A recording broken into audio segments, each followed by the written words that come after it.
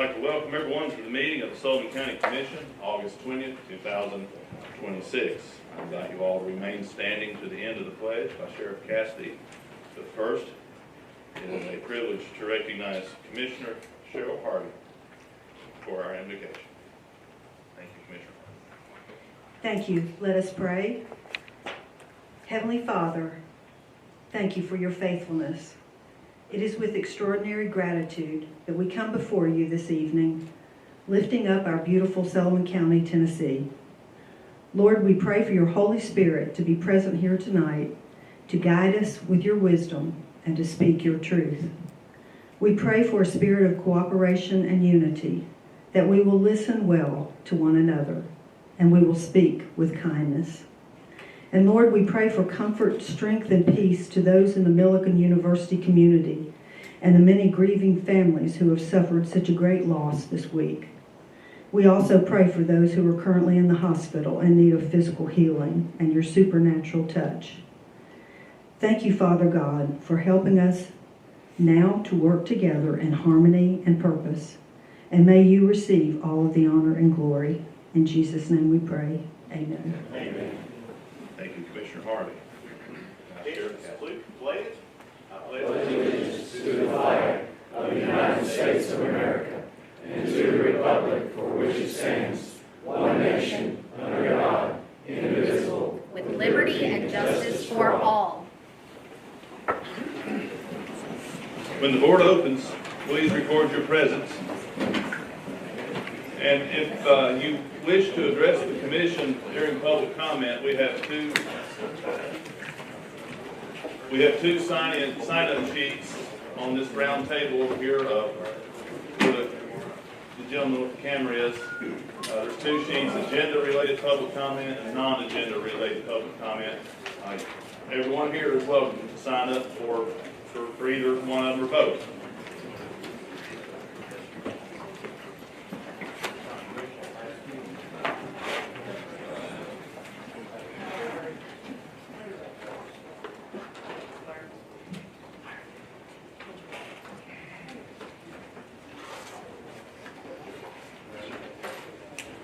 Has every member recorded their presence?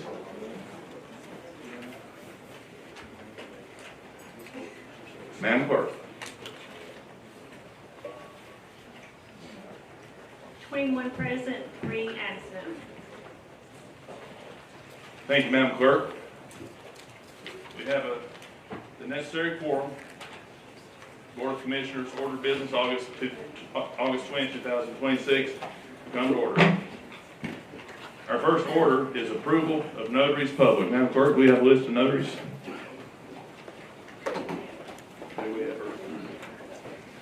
I might have you read it twice if it's that long. Amber A. Altizer, Jessica Anderson, Rebecca Artrick, Laurie Ashley, Patrick C. Brigwell, Teresa Mae Brown, Bob Brown, Rebecca Leanne Bird, Jerry R. Campbell, Melinda Hall Castle, Stacy Lynn Dorman, Christopher Avendine, Aaron Ebar, Trina Ellis, Lisa G. Guycastle, Michael D. Hamlin, April R., Kimberly Ann Hart, Joshua Aaron Hayes, Ian Hennessy, Janet Gail Hernandez, Jennifer Huffman, Brenda L. Cole, Amber Herb, Marcus Aaron Jesse, Angela L. Marshall, Christian Scott Masters,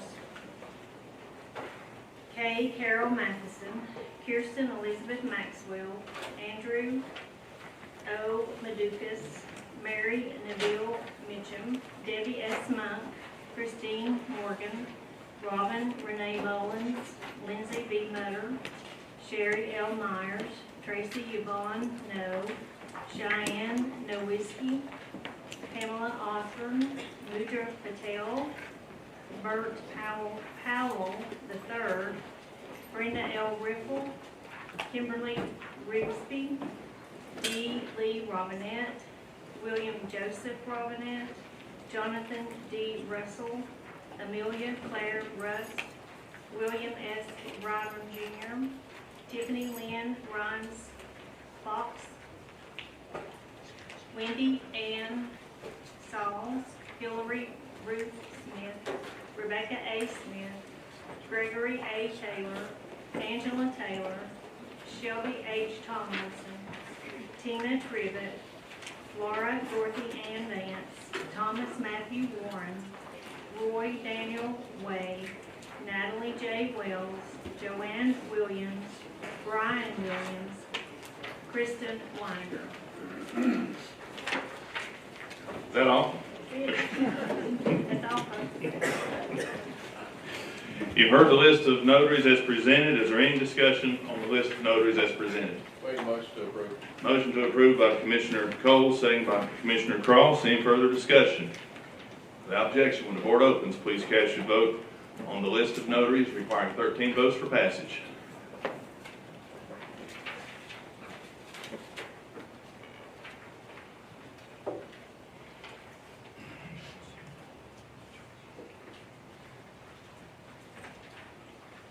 Has every member voted? Does any member wish to change their vote? Madam Clerk. 22 yes, 2 absent.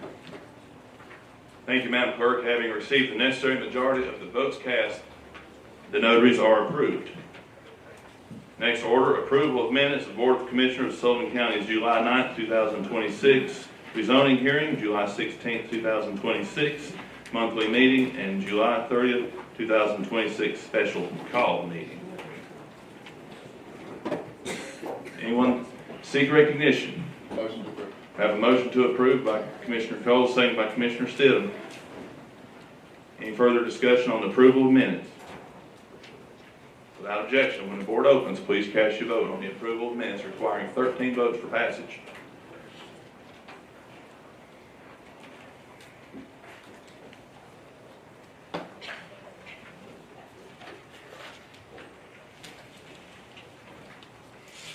Has every member voted? Does any member wish to change their vote? Madam Clerk. 22 yes, 2 absent. Thank you, Madam Clerk. Having received the necessary majority of the votes cast, minutes are approved. Without objection, our next order, appointments, presentations, and recognitions.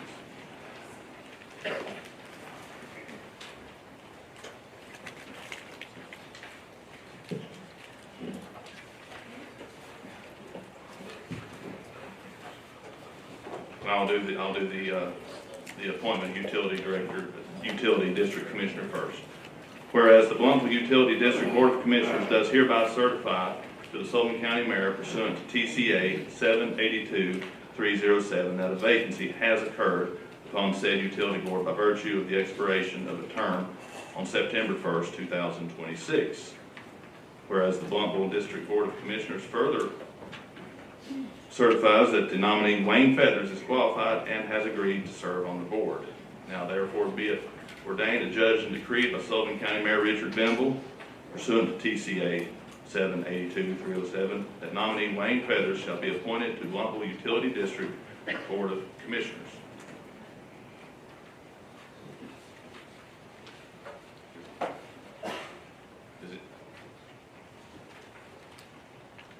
Does anyone seek recognition on the appointment?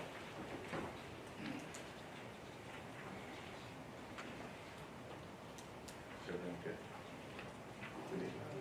We need to do roll call. We can do roll call if we need to. Is that appropriate? Okay. Anyone seek recognition on the approval of Mr. Feathers?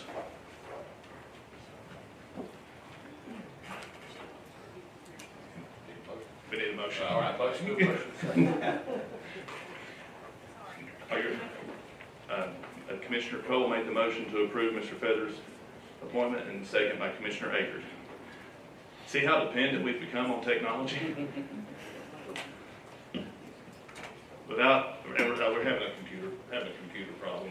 What we're going to do, we're going to do it the old-fashioned way. We're going to do a roll call. So it requires 13 votes for passage. Madam Clerk, whenever you're ready.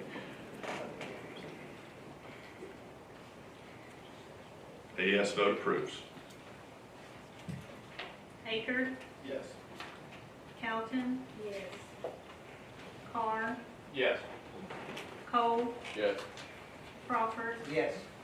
Cross, Yes. Crosswhite. Yes. Gardner, Yes. Glover, Yes. Harvey. Yes. Hayes, Yes. Hopper, Yes. Horn. Oh, sorry, Horn's absent. Iverson, Yes. Jones, absent. King, Yes. Leonard, Yes. Locke, Yep. McMurray, Yes. Means. Yes. Pierce, Yes. Stidham, Yes. Vanover, Yes. Ward. Yes, ma'am. Would anyone like to change their vote? 22 yes, 2 absent. Thank you, Madam Clerk. Having received the necessary majority of the votes cast, Mr. Feathers is appointed to the Bluntville Utility District Board of Directors. Thank you. Got that going there? All right.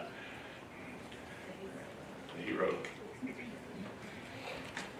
Without objection, next order, appointment to appoint the following individuals to serve in the office of Judicial Commissioner, Magistrate for Sullivan County, term to expire August 31st, 2028.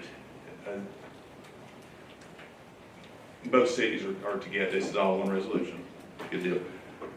From the Bristol Courts, Eric Center of Bristol, Tennessee, and Bruce Bullis of Bluntville, Tennessee. Kingsport Courts, Lowell Butch Atkins of Kingsport, Tennessee, and John Blessing of Kingsport, Tennessee. Does anyone seek recognition on the appointments? I have a motion to approve by Commissioner Akers, second by Commissioner Cowden. Any further discussion on the appointments? Seeing none, without objection, when the board opens, please cast your vote on the appointments to the Bristol and Kingsport courts, requiring 13 votes for passage.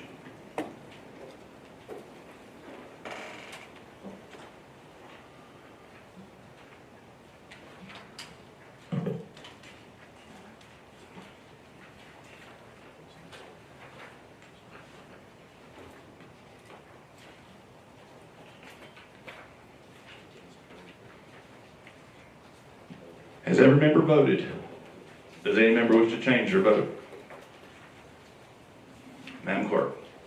22 yes, 2 absent.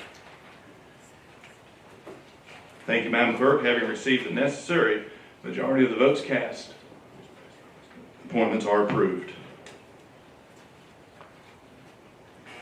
Next order, appointment of Zane Vanover to the Tri-Cities Airport Authority. Pursuant to Tennessee Code Annotated and the authority vested in me as Mayor of Sullivan County, I hereby appoint Commissioner Zane Vanover to the Tri-Cities Airport Authority to serve the term allocated to the Mayor's Appointment Authority. Please enter the appointment in the official record on the authority and proceed as required by law. Respectfully signed by Sullivan County Mayor Richard S. Venable.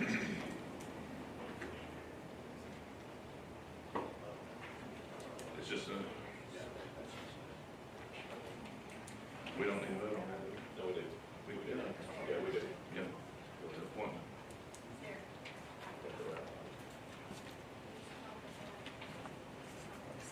And when the board opens, please cast your vote on the appointment of Zane Vanover to the Tri-Cities Airport Authority, requiring 13 votes for passage.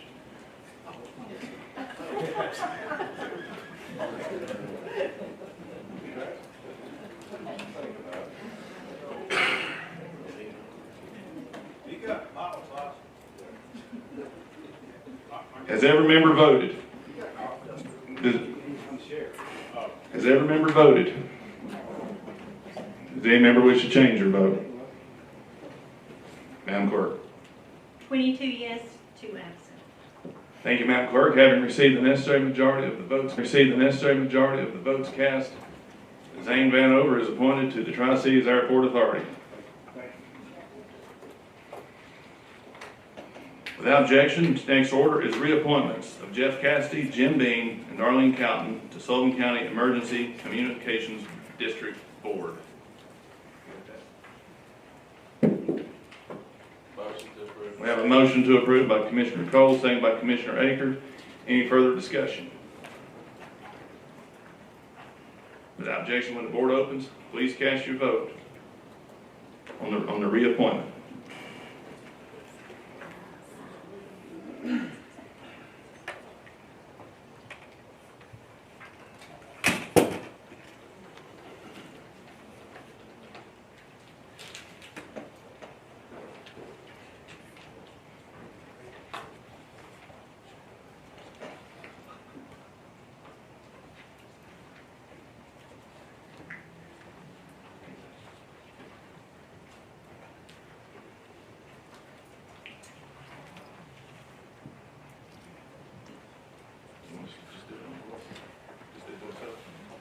Now, clerk, we're going to do voice vote again. Requiring 13 votes for passage. Yes, roll call, excuse me.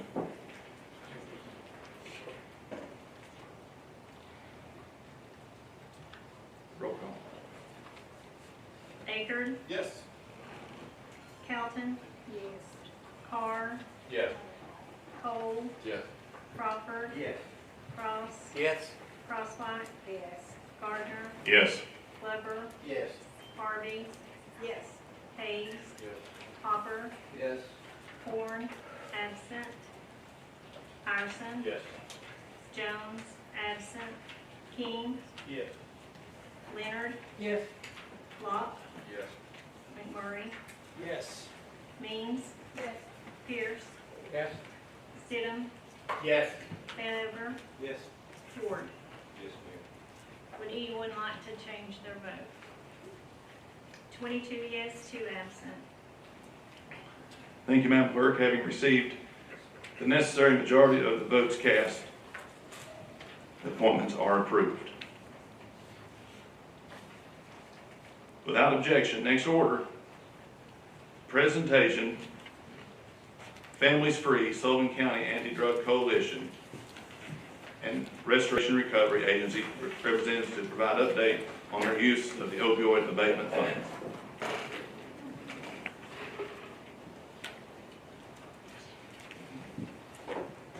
Thank you. Thanks for being here. Okay, thank you for having me. It's great to see everybody again. And I do have a little refresher handout, if it's okay if Melody passes those around. Absolutely. Okay, Thank you very much. great. Families Free has been so grateful to have the funds that were approved last time in Sullivan County. We've been doing some really great things. Some of that has happened, or the majority of that has happened at our treatment location down on Clay Street. So we're able to provide alcohol and drug treatment, parenting education, case management for men and women involved with Judge Goodwin's Recovery Court. Melody also sits on Judge Nelson and Judge Vance's Mental Health Court as an addiction specialist. She's also a licensed therapist that can be there to provide support for that team. And we have been able to expand a lot of the work that we're doing in Sullivan County with families involved with Department of Children's Services. I'm sure that many of you all are aware of the statistics. Michael Gilly happened to be here I think the last time I was here, and share about the very, very high numbers of children coming into custody and families involved with Department of Children's Services. And the primary reason for that is drug abuse. So Families Free has been able to get an extended contract with Department of Children's Services to do even more intensive in-home work. And what happens when we go into a lot of these homes, they have an unbelievable amount of need. The poverty, the barriers, the things that these children and families need, because of the money the Abatement Council gave to Families Free, we're able to bring those resources not only to the individuals who come to treatment at Clay Street, but also in many of the homes and the families that we're in the community.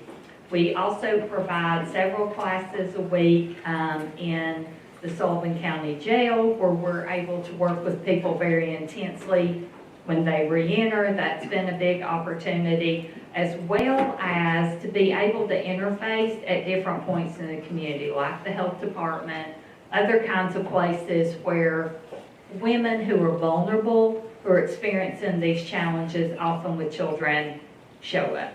So that was one thing of the funds that you all gave. As you know, we talked about several locations. We talked about houses, we talked about other buildings and properties, and the property that was the front runner for us to have housing that would be free of charge, this will be the only housing in Sullivan County that women and children can live free of charge, connected with licensed alcohol and drug treatment as well as mental health treatment, with an agency that's also credentialed by the Department of Children's Services.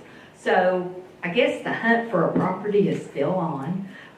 The latest building that we presented to the Opioid Abatement Council, we had requested $175,000, and that would have allowed us, or would allow us, to do the necessary renovations and secure that lease and the operating expenses for almost 3 years.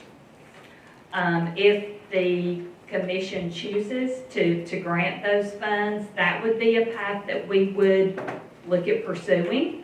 But we also have another property that we're looking at in Colonial Heights that would really just be a turnkey move in and be able to still house up to 8 women and children. So I think that the new request that we brought before the Abatement Council and shared about, it's really the direction that the council and the commission would like to go. If it's a higher amount of funds, like the $175,000, that would be renovating a former church in Bluntfield, very, very close to here. It'd be a great property. Joyce and I had met with the owner. It could be a great project. The other route would be leasing a house in another location in Colonial Heights. Either would work for the purposes that we have. For a really long-term path for the county, the property in Bluntfield would be a great option. But I know that there are a lot of very worthy causes that are seeking this money, and you know, you all are making some really wise decisions with it. So the programming with the courts, with the jails, with the Department of Children's Services, with other community agencies has been very robust and will continue on. And the housing, you know, I fully expect to happen in the next few months at one of the 2 locations I described. Thank you very much. Does anyone seek recognition?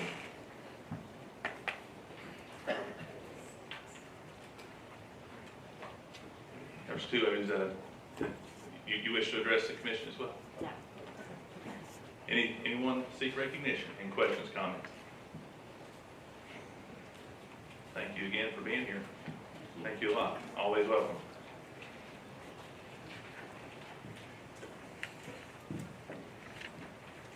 Good evening. I'm Alice McCaffrey, the Director of Sullivan County Anti-Drug Coalition, and we'd like to just quickly let you know, since the last time we were here, we appreciate the funds that you had given us. We'd like you to know what we've done with them quickly and how we partner with our judges to make this program happen, and then why we think your support is a good investment. And this is the entire staff for this program. Good evening. My name is Scott Stadola. I'm a certified peer recovery specialist. And the biggest thing that we would like to thank you for is that last year we had asked for some assistance. We did not ask for as much as we did last year. We've asked for $175,000 this year, and we received $175,000 last year. Our program in 2025 alone saved the county $182,700.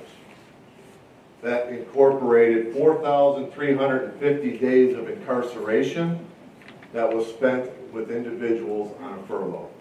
They were not in the jail, and that figure was multiplied by $42 a day, which was given to us by the Sheriff's Department. So we've been able to save the county that kind of money, and that is each year. And if you were to put that in terms of how many individuals contributed to that 4,350 days, that was only 38 people. That saved the county $182,700.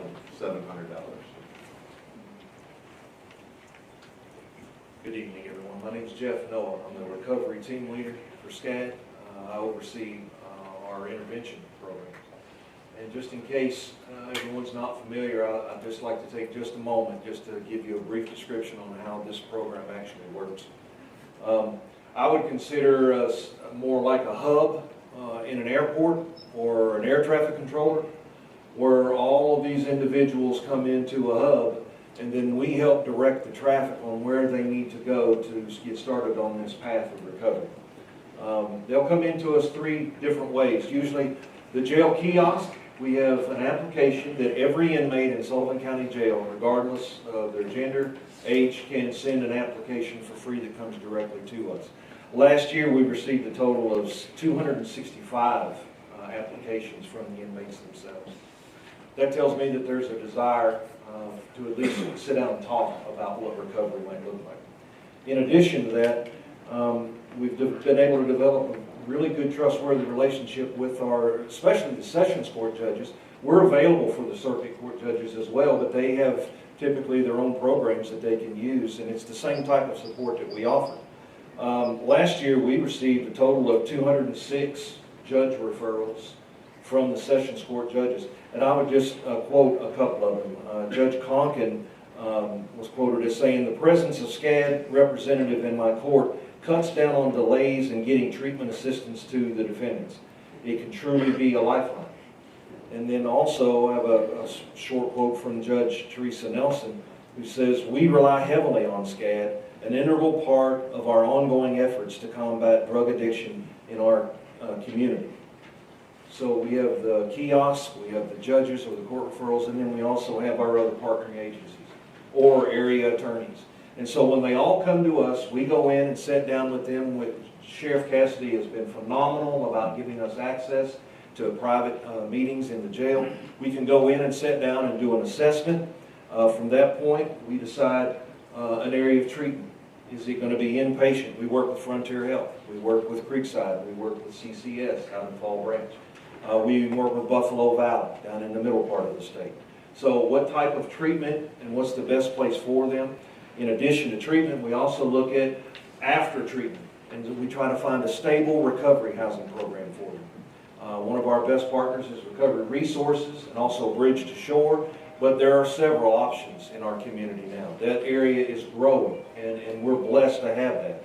So we look at treatment, we look at housing, and we also look at connection to their recovery support groups. So we try to connect them with the best 12-step program that's going to be for them, and that comes out of that assessment. And so we try to get them either connected to the 12-step or the faith-based, whichever is going to be best for them. And then we also help them with employment opportunities. We are constantly developing more and more partners that are willing to hire people with criminal records, depending upon what those are. But the second chance, caring workplaces, all of those, we all work together in trying to develop them. And then ongoing, it's not just getting them out of jail and getting them to treatment and getting them into a recovery house, but we have certified peer recovery specialists, certified by the state of Tennessee, that provide this ongoing support for, we currently have clients that we have on our books for 3 years. So it's not just holding their hands immediately at the beginning, but continuing that journey with them on until they get totally back on their feet. My name is Whitney Turner. I'm a certified peer recovery specialist. With the $175,000 that we are asking for, a portion of that will go to the staff. Also, 10% of that would go to the administration for bookkeeping, etc., things like that. But the majority of that goes to client needs. So what that would look like is emergency housing. A lot of the time people are coming out of jail and they need somewhere to go immediately. Treatment admissions, sometimes there's fees when we send them to treatment. documentation. We help them get birth certificates, IDs, different things like that. The biggest one is transportation, probably our most costly thing. We make sure they get to all their probation appointments, court dates, pretrial appointments, anything court related. Thank you guys. Thank you. So our target when we got the first grant from y'all was to keep recidivism below 10%. For folks that sign up and stay with us for a year, it's under 4%. So we feel like it is a successful program, but there were other successes we found along the way that we weren't expecting. So if the clients are with us for 6 months, 64% of them have continuous sobriety during that time, and only 8% experienced a relapse. One of the places where we are hoping is a growing edge for us, and we're hoping for improvement, is the employment. The employment for 6 months or more, or we don't count it until they have been employed continuously for 6 months. It's at 30%. So we have written another grant hoping to be able to work on getting people trained for better jobs. Some of our employees, of the 30%, 9 of them have gotten promotions. We'd like to see that get better, and we think it can only get better if they're better trained. So the grant that we have applied for requires this money because we have to do 100% match, and this money would be about 1/3 of that match for us. And then we are anticipating about 585 referrals in a year, and that is based on real numbers that we have had between the court referrals, the self-referrals, and the agency referrals. And we would, not all of them will stay with us, but a lot of them do, and then they know that we exist the next time. So I would like to say one of the main things that I'm so proud of is our peer recovery specialists. I think that makes the difference because they have the experience to connect almost immediately to the folks that they're trying to help, and then they definitely know how to navigate them. Thank you. You've heard the presentations. Anyone seek recognition? Any questions or comments for our guests? Commissioner Ward.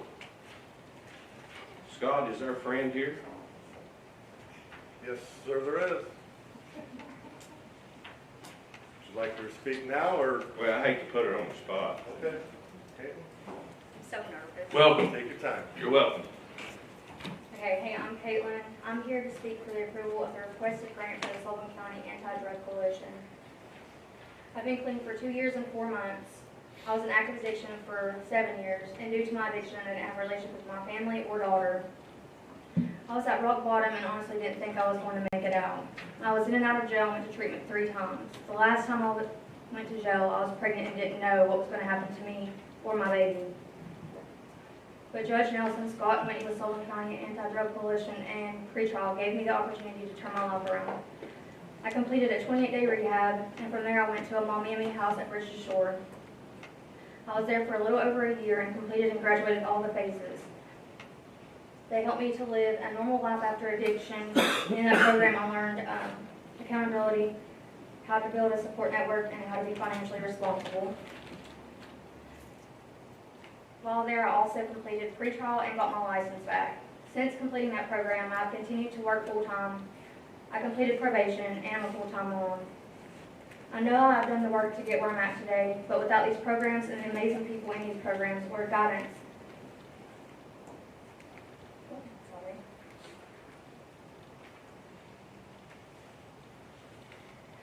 without these people and support and guidance, I wouldn't be where I'm at today. I hope this program continues to give other addicts the opportunity that I was given. They all see me at my lowest and believed in me and supported me and helped me save my life. They give addicts the support and hope to turn their lives around. This program is vital to helping make productive members of society. Without Sullivan County Anti-Drug Coalition, I would have just served another jail sentence and I wouldn't be able to be the mom, sister, daughter, or person I am today. Thank you.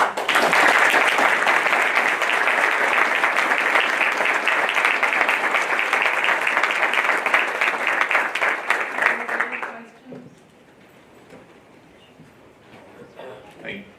Thank y'all very much. Mr. Forrester? Hey, good evening, y'all. My name is Craig Forster. I am treasurer for Sullivan County Recovery Restoration. Judge Goodwin's not be able to be here tonight. He's currently on vacation. The folks that we serve are on the felony recovery court in Judge Goodwin's court. So we get the hardest nuts to crack, the toughest ones. They have to assess high risk, high need. Most of them are multi-time felons who don't have a lot of the support some of the other folks have. We've hired a CPRS, thanks to you all funding our project last year, who runs those folks everywhere, gets them everything they need from, when they have to drug screen up here at the Board of Probation and Parole 3 to 4 times a week and make sure they're there. He gets them to their dental appointments, their eye doctor appointments, their doctor appointments. Wednesdays when we have court up here in Judge Goodwin's court, he does a fantastic job with that. I'm going to take that hat off. I'm going to put on another hat. I'm a founder and director of Recovery Resources. You guys have funded us for 2 years in a row, and I just wanted to tell you all thank you. I'm a Sullivan County guy. I grew up here. I love Sullivan County, and I'm a felon in this county.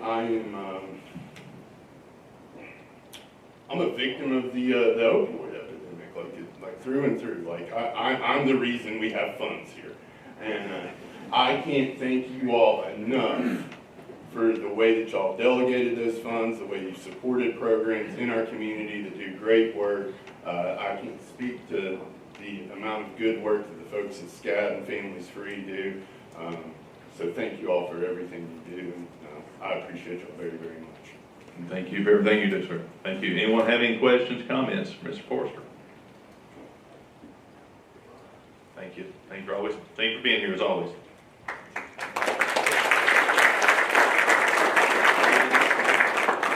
Were you seeking recognition, Joyce? You didn't hit your button.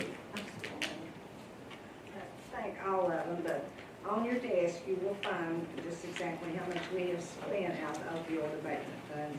$3,183.25 and 44 cents. I am so proud of this committee, and if I may, I'd like to read their names because it's been rough meetings. Because there's so many that need help, but Jim Goodwin, Jeff Cassidy, Travis Ward, Jessica Means, Joe Carr, Larry Crawford, Archie Pierce, Darlene, and Zane. And they have really worked hard to make sure this money goes to the right place, and hopefully we'll have some more to come. But thank all of you. Thank you.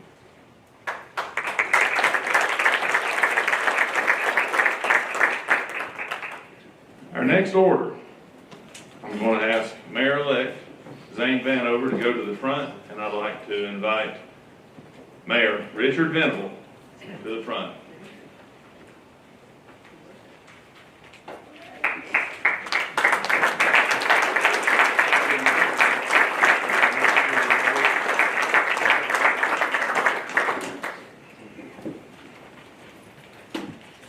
Say that I'm very proud to be the man who gets to stand right here and honor this man.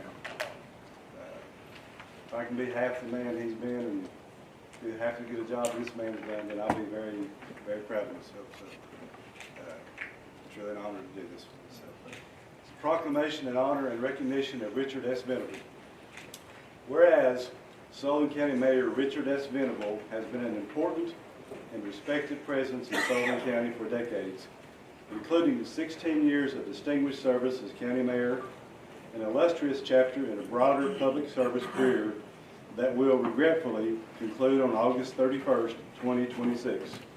Whereas, in serving the people of Sullivan County with the highest degree of integrity, dedication, and professionalism, Mayor Venable has consistently embraced the mantle of civic responsibility and public stewardship.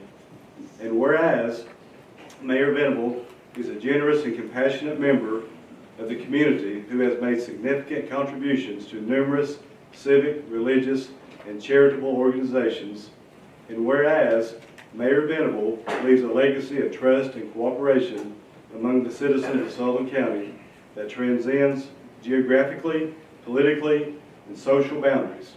And he will long be remembered as an advocate for responsible government and the interest of working people.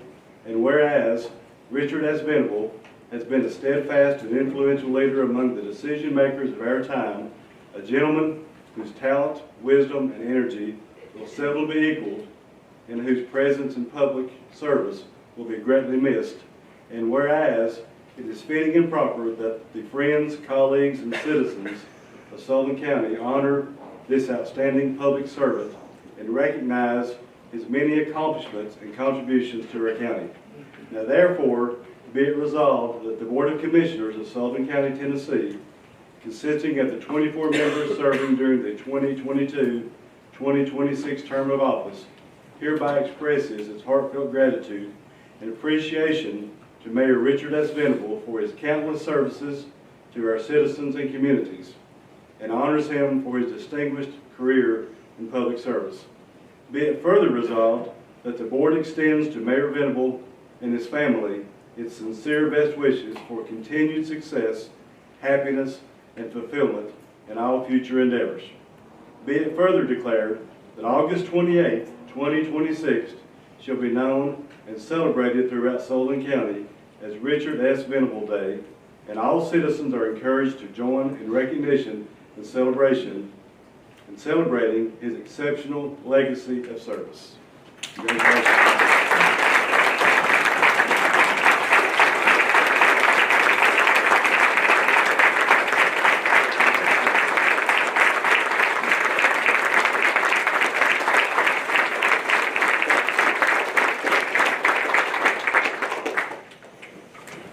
I'm not going to keep you because they've got a heavy load tonight. And I'm aware of that. But first of all, County Commissioner, it's been a pleasure serving with you. Thank you for all the work you do. Thank you for being here. I know it's not easy to get here, but you've distinguished yourself this year. And to those that are remaining, be prepared to put your nose to the grindstone again. To those that are leaving, thank you, and I know you'll find another way to serve your community. Thank you all for giving me the opportunity to serve you. It's been the greatest joy of my life, and I shall miss this. But again, I wouldn't have missed it for the world. Thank you.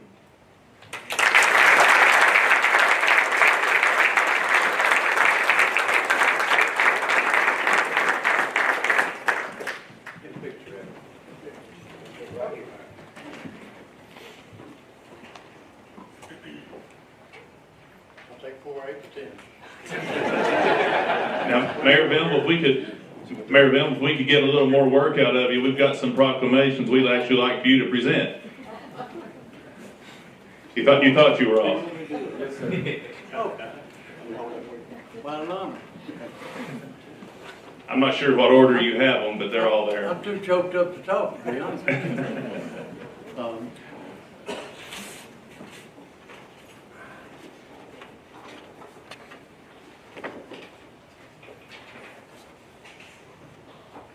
Scotty Murray, are you here, Scotty?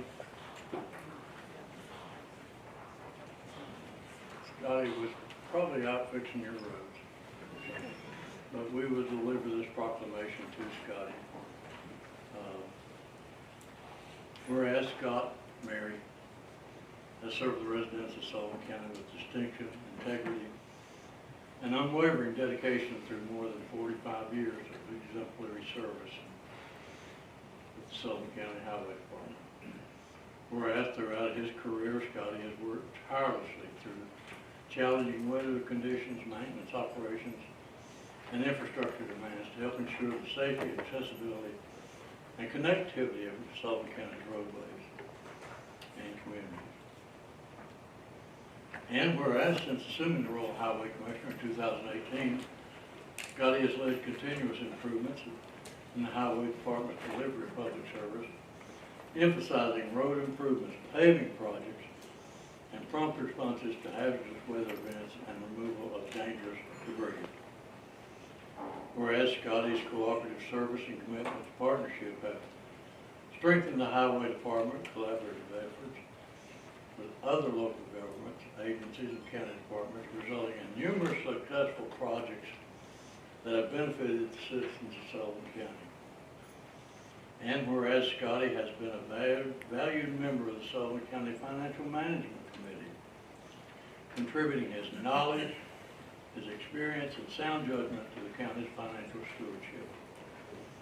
And whereas Scotty's steadfast work ethic, positive attitude, and professional expertise has earned him the respect and admiration of colleagues, public officials, and citizens alike, leaving a lasting and positive impact on Sullivan County and all those fortunate enough to have worked with him. Now therefore be it resolved that the Sullivan County Board of Commissioners does hereby proclaim August 31st, 2026 as Scotty Mary Day on behalf of the citizens of Sullivan County. Expresses its deepest gratitude and sincere appreciation for his remarkable career of public service, leadership, and dedication to the people of Sullivan County. In witness hereof, I hereunder set my hand and cause the seal of Sullivan County to be affixed in Bluntville on the 20th day of August 2026. Zane Vanover, Mayor-elect. And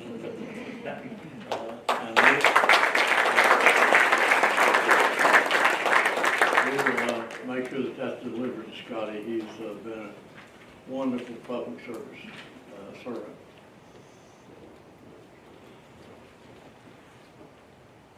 Councilor Street, would you join me up here?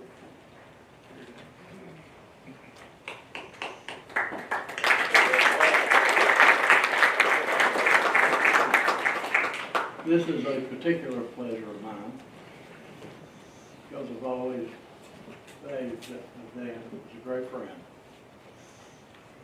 Proclamation honoring and recognizing Daniel P. Street for outstanding public service. Whereas Daniel P. Street has served with distinction as county attorney for Sullivan County, Tennessee for 32 years, earning the trust and overwhelming support of the citizens of Sullivan County through repeated elections.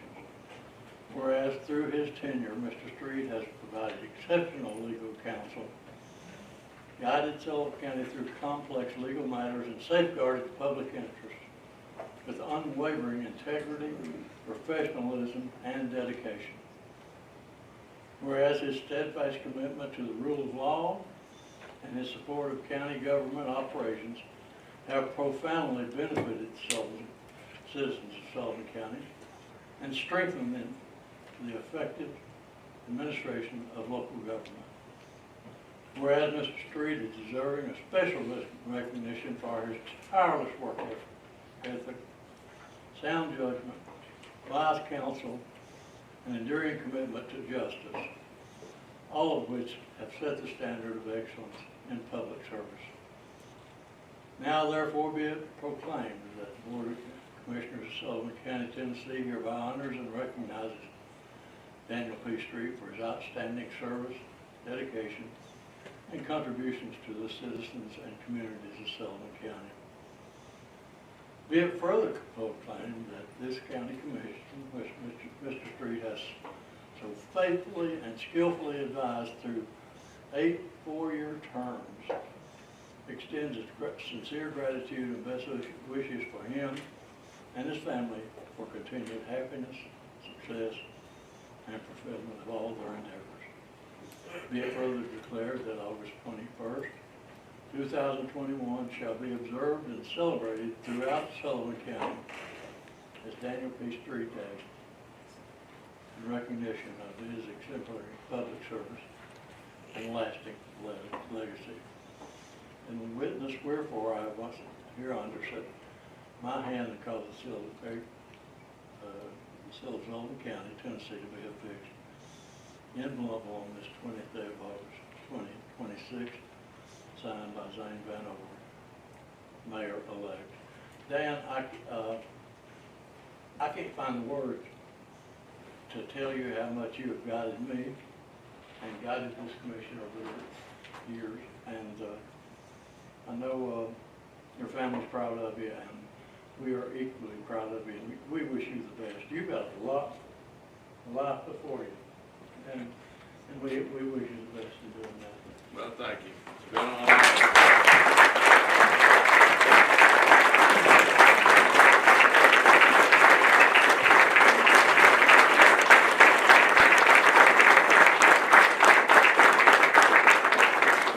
Well, it's truly been an honor. Who would have ever figured anybody would say that about me? I don't know what to say, but I will say this. Sullivan County is a great county, a beautiful county, and the people I've worked with are great people. I really have a lot of pride in this county, and I am so fortunate to have been able to do this. Thank you.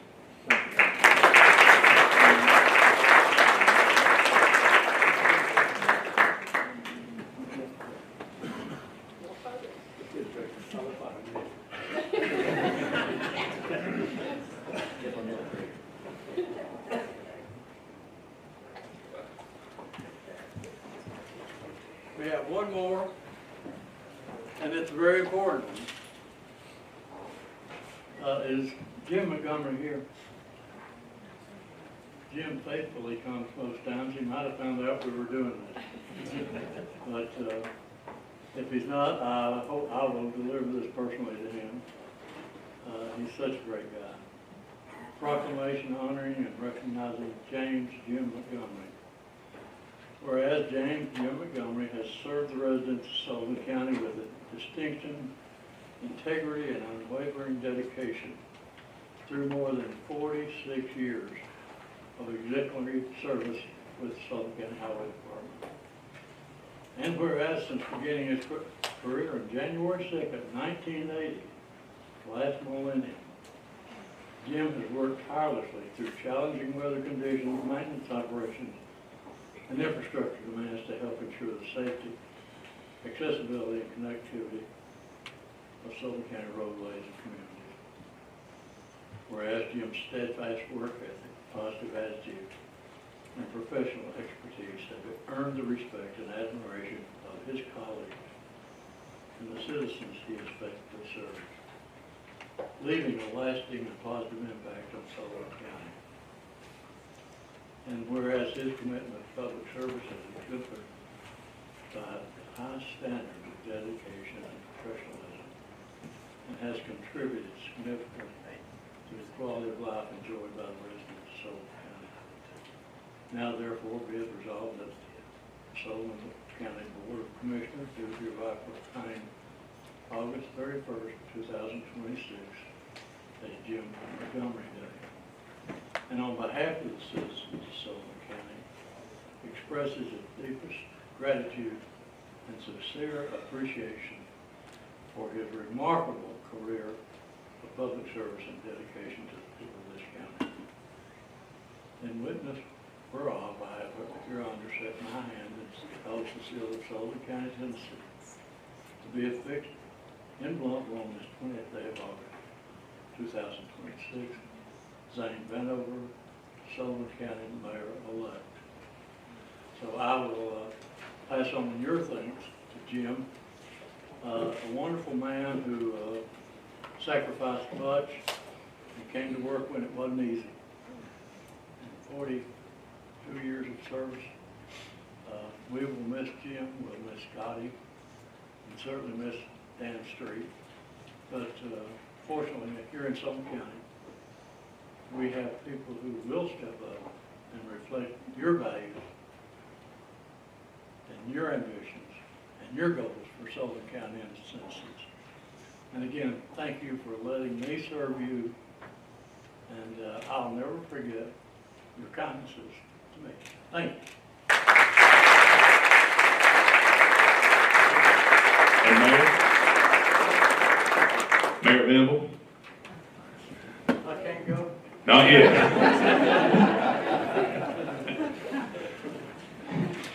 Unless you're off the clock. While you were speaking, I went and got that box on the table. Our next item is the recognition of outgoing members, and we have plaques for you to present there. This vote's gonna be work. Would you like me to just pass them out? You can call their name off, and they can get a picture if they like. You have a photographer. I can take pictures. You want to do this? First up, Commissioner Barry Hoffman. Barry? Yay. This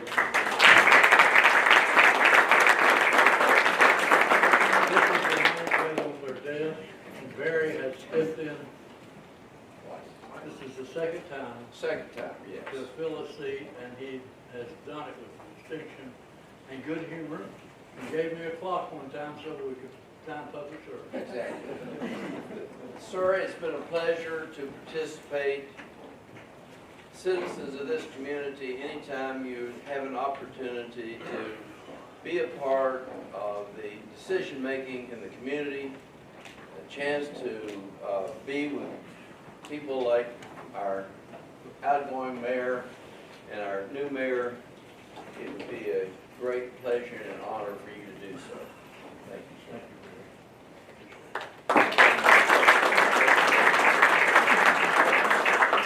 I'm walking off too, right?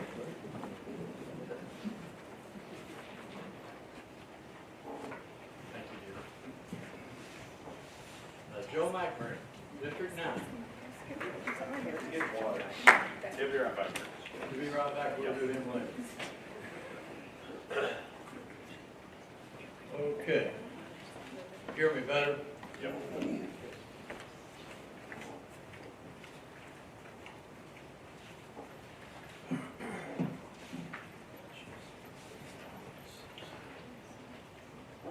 Commissioner Tony Leonard. Tony?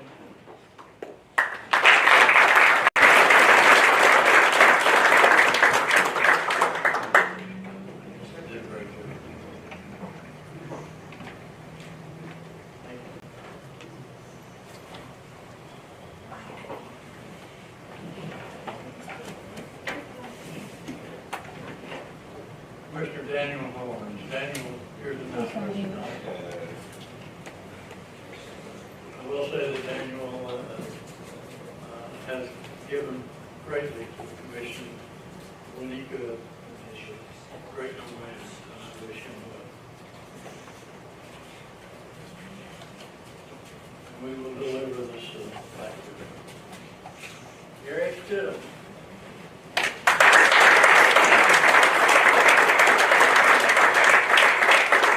Gary, we're going on to a bigger venue, but not one that thinks more of you. And we find you out.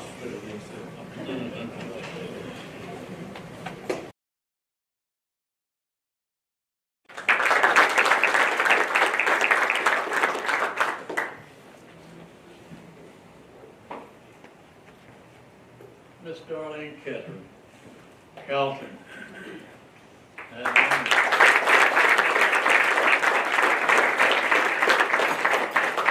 Darlene, I've known you for 30 years and mispronounced your name.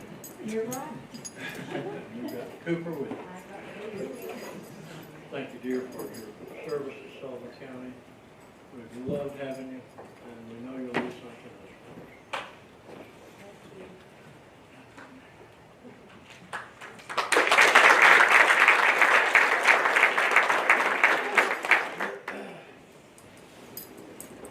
Cooper was actually the commission mascot, it's unofficial.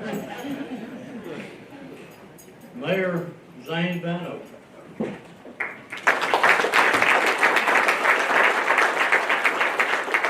And as you make your way up here, I can say that I can leave Sullivan County because of you, and leave it in good hands. You sure you don't want to change your mind? No.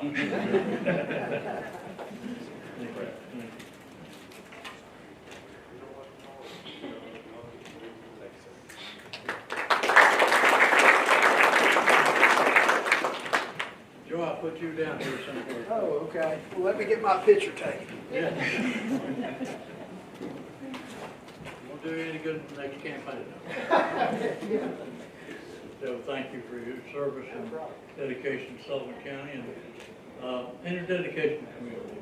Thank you. Thank you.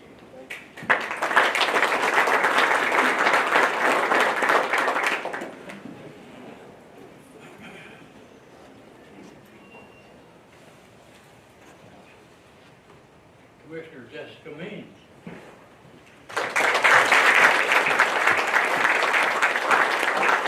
I looked over and that seat was empty and I thought you'd kind of left us. Jessica, congratulations. It's been a pleasure serving.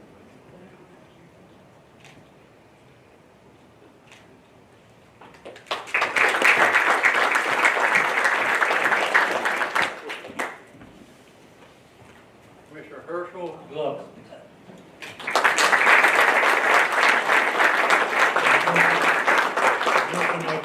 I want to also thank him for being the one and only chairman of our financial management committee that we established as a result of our private active service distinction and honor. Herschel, thank you. Appreciate you.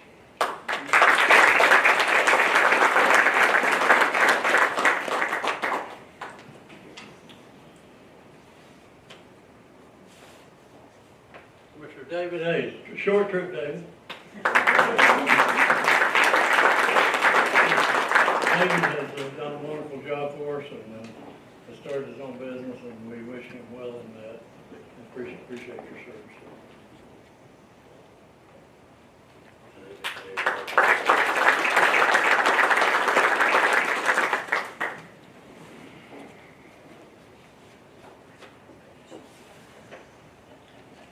Archie Pierce.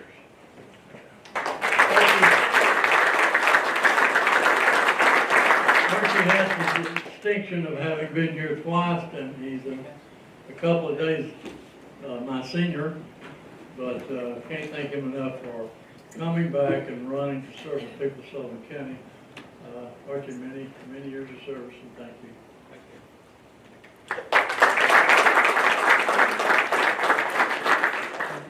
We want our picture with Archie. Me and Hunter got him in this racket, so we want to get him.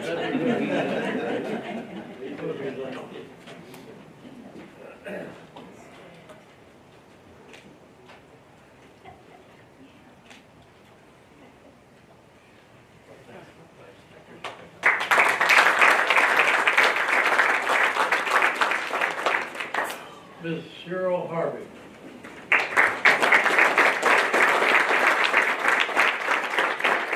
She makes her way up here. I want to thank her for moving back to her hometown when you could have lived in it. Thank you, Cheryl. Thank you for your service.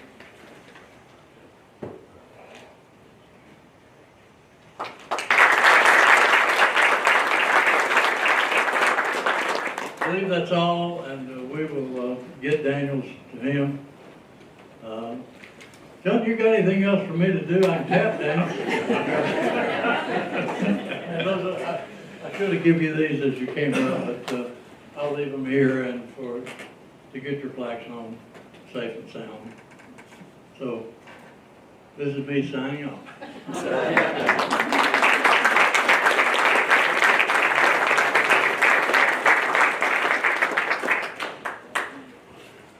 I actually called Mayor today and I offered him as a appreciation and respect, I offered him the opportunity to chair this meeting, his last meeting as mayor, and I won't tell you what he said to me. And also, on the outgoing commissioner's desk, there's another plaque distributed by Mark Torbett, so I hope you enjoy those as well. Our next order is public comment on agenda and non-agenda related items. Is there anyone here that didn't get the opportunity to sign up for public comment that would like to?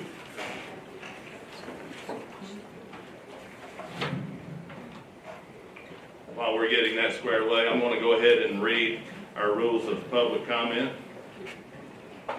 Pursuant to our local rule, Rule 4, we'll recess for 30 minutes for the purpose of hearing from the public.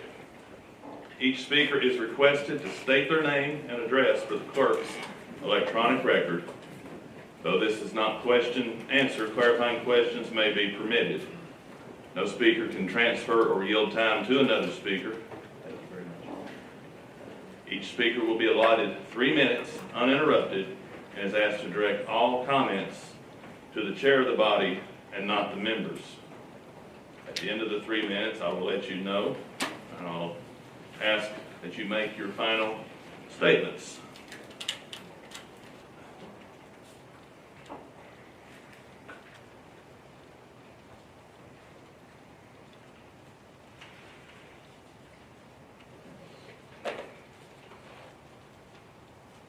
And I'll begin with agenda related. Gary Stidham.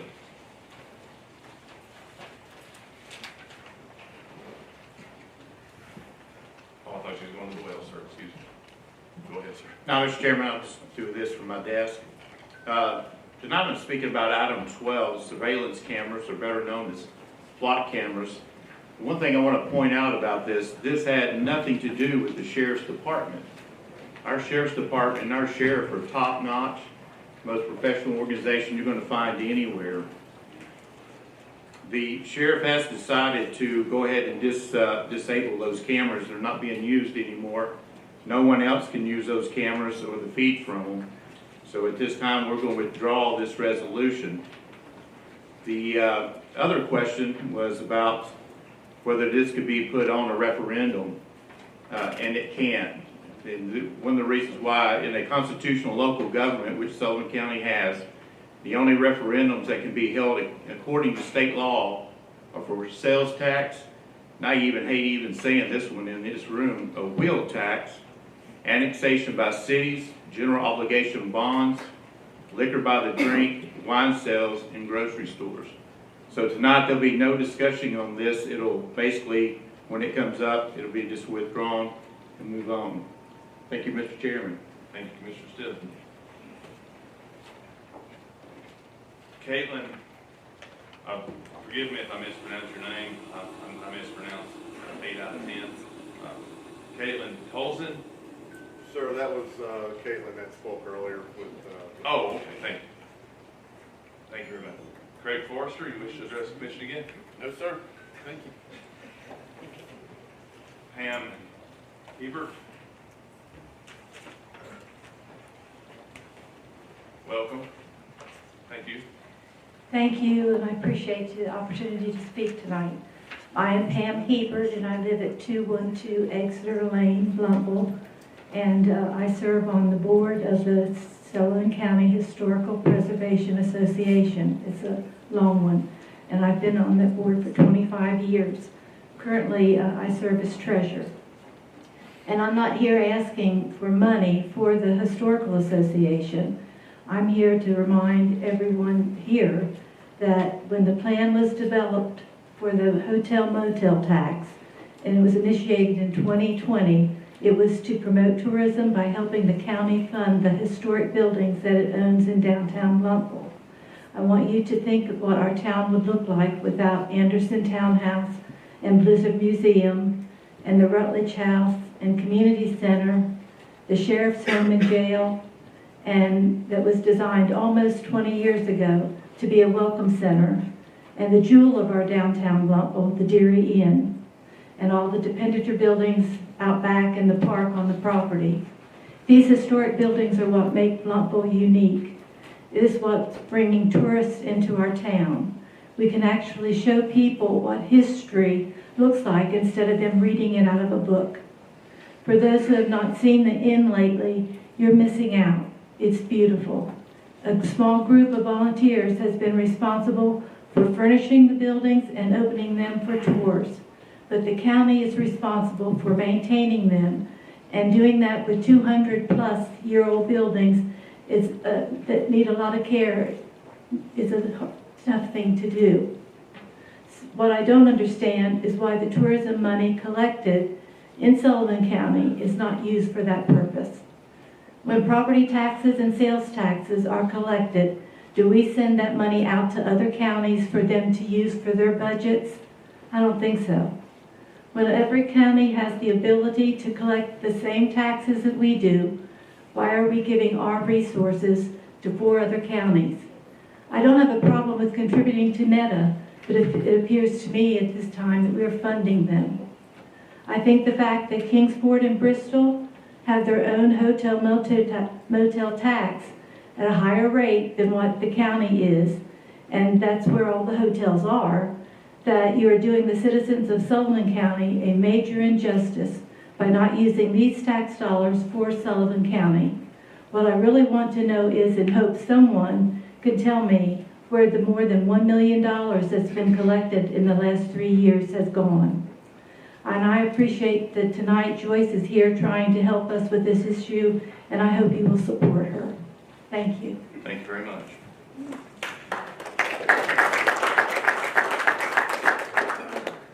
Allison Kathy, welcome. Thank you. My name is Allison Kathy. I live at 501 Hill Road, Kingsport 37664. Sorry. I would like to ask a clarifying question from Commissioner Stidham. You said that the flock cameras would be disabled. What exactly does that mean? I'm a little concerned because I know in some cities those cameras have been disabled but not taken down. And after the Nancy Guthrie issue, where a lot of questions were raised as to why they were still able to access data, new data, even though she was no longer signed up for Nest cameras, they were still able. I'm just wondering, what does disabling really entail? The cables have been disconnected, so there's no feed off of the cameras. Okay. So they're totally disabled. Okay. I was coming to voice my concern about the flock cameras, but y'all seem to have taken care of it. Thank you very much for doing that. Thank you for being here, ma'am. Mark Blizzard. Welcome, sir. Thank you. Thank you for being here. Mark Blizzard, 334 Redbud Lane, Bluffville. First, let me thank the commission and the staff, because I know this is a tough job and it's often a thankless job. And I want to thank you all for doing what you do, because it's not easy. I have a little bit of experience to draw on. I was chairman of the Sullivan County Planning Commission about 40 years ago. And I was here when they first enacted zoning in Sullivan County. So that was quite an interesting period. If you want to hear about those nightmares, I can share that with you someday. But I got a taste of what it must be like to do what you do. So I just want to thank you. I'm here in support of the resolution to use some of the lodging tax money to fund the historic building repairs. I'm here as president of the Ralph Blizzard Traditional Music Association. We're located in the Anderson Townhouse. We've been holding open, free to the public jams over there for over 3 decades now. And so we've got the staying power and we've got the draw. And we've got a museum, we've had it for 5 years. We have people from all over the country coming in there, foreign countries, just in the last few months, Argentina and France. Our Facebook page gets over 1.5 million views a year. 500,000 of those are outside of this area. And about 75,000 are outside the country. So we have a tourism draw potential, and all that's really with no promotional effort. So it would be a good use of the tourism money to do some of the work that needs to be done on the Anderson Townhouse to kind of keep us in business. I'll give you an example. we've been trying to get some funds to improve the heating and ventilation and air conditioning for years, and we haven't been able to.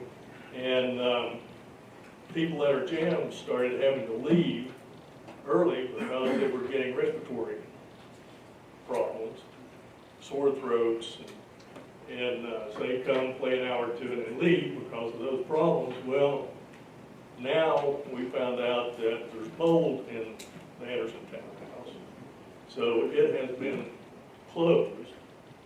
And the mold is there because we never got the heating and ventilation and air conditioning corrected. So by not funding along the way, we basically add additional problems. So now we have mold remediation to deal with. So anyway, that's just one example. And these buildings, nobody else has these. It's one of a kind. There's no one else. And one of these days, you know, there's going to be people, you know, our children, our grandchildren are going to want to be able to visit these places. And we've got people from outside the area, tourists that want to come in and visit, and we need to keep them in a condition that they can be utilized. In addition to the tourism draw, we also helped start a youth music instruction program at Sullivan Central Middle School. It's called Junior Appalachian Musicians. It's its own nonprofit, and it provides low-cost music instruction in traditional music and stringed instruments at very low cost after school, grades 4 through 12. Let everybody know that program exists because there's a lot of people not taking advantage of it. It's a great program. They've got over 60 of these programs in 7 southern states, and it's just highly rated. And the youth element is a big part of our community outreach. And we actually just recently received some grant funding from the Tennessee Arts Commission. And part of it will be used to add another program that youth can take advantage of in the townhouse. But we're going to continue to work on that. We also have an event from that commission, that grant money, partially funding an event for that organization, and we're working with Birthplace of Country Music to plan that event for next spring. We started a Welcome Center Jam session once a month at the Interstate 81 Tennessee Welcome Center. People coming in off the road just love to come in, and they get exposed to that live music, which Tennessee's a music state. So that's another tourism outreach that we do. And hopefully we'll be able to provide some students from, we work at ETSU, the Old Time Bluegrass and Roots Music program. We bring them, we actually received some funding from the Archives of Tourism last year, and we took some of those students to a couple of the elementary schools in Sullivan County. And they played for an assembly of the kids, and kids loved it. They just absolutely loved it. So, Mr. Blizzard, you can wrap it up. So there's a lot of good things that we can do and we can continue to do that's good for tourism and for the community, and appreciate it if you'd help fund the building restoration. Thank you, Mark. Thank you. Next up is Victoria Hunt.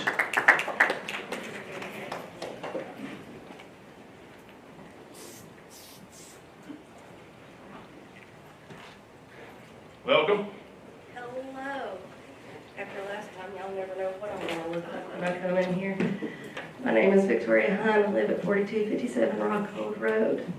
And my question is, if you can withdraw item 12, how can you vote for item 10? The argument last week was, this is tracking us.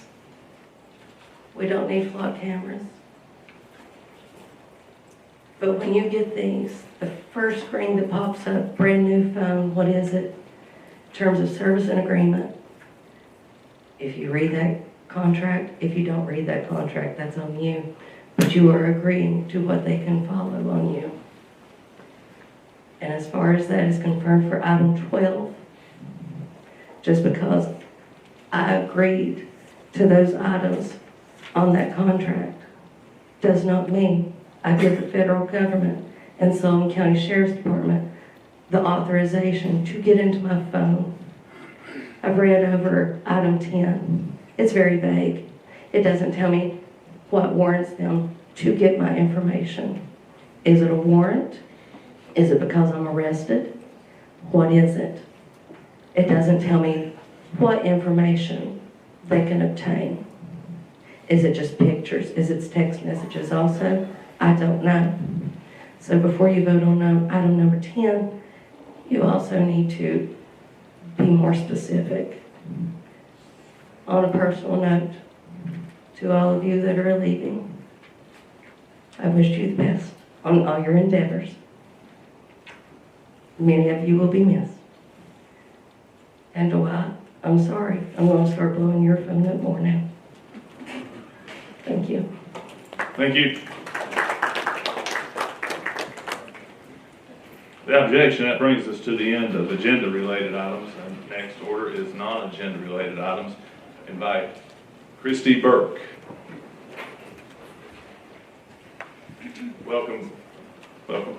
Hi, good evening. My name is Christy Burke, and I live at 1135 Pitt Loop. And I'm running to represent Tennessee's 1st Congressional District in the U.S. House of Representatives, which includes Sullivan County. In February of this year, I watched citizens pack this room, asking this board to reject cooperation with ICE. And then I watched you shut down public comments and approve an agreement with the federal government anyway. There is a sickness in American politics right now, causing elected officials at every level to forget who put them in these positions of influence. It is time for us all to remember that lobbyists and powerful families do not call the shots around here. The people, these people, are your boss. And the people are paying attention to what is happening in Sullivan County. This year, one man put thousands of dollars into multiple local races while running for a seat himself. That same man previously served 4 years in federal prison after pleading guilty to pharmaceutical fraud, and then he received a presidential pardon. Soon he will be seated on this commission. Understand that the people are watching. They are watching the money, they are watching the votes, and they are watching who listens to them and who does not. It's easy to make headlines by suggesting that the CEO of a surveillance company should be publicly executed, as one of your members did recently. But where was this outrage 6 months ago? Having courage means standing up to power when it actually costs you something. So tonight and every day forward, honor the voices of the Sullivan County residents. If they want you to reject FLOC, continue to reject FLOC. And reject any government-sanctioned violations of Americans' 4th Amendment rights to privacy. Do whatever it takes to break this county's ties to the company and to these cameras. And one last thing about powerful families here in Sullivan County. Congresswoman Diana Harshbarger is my opponent this coming November. Sullivan is her home county. Diana and I are now asking these people for the same job, and they deserve to hear from both of us. No more hiding from the people that you were elected to serve. It is time for a debate, right here in Sullivan County, anytime, any place. Let's put our records and our visions of East Tennessee in front of the people and let them decide. Earlier this week in Carter County, Diana told a group of women that she couldn't remember my name. I believe that she lied about that, and I think she knows my name very well. But just in case, I'd like to remind her.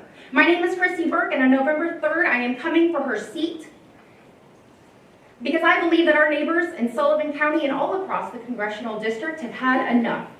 But Diana, if you forget my name again after November 3rd, you can just call me Congresswoman. Thank you.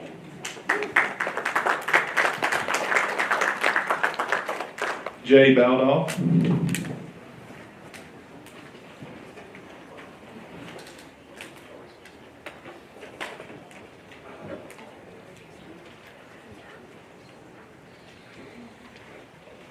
Good evening, sir.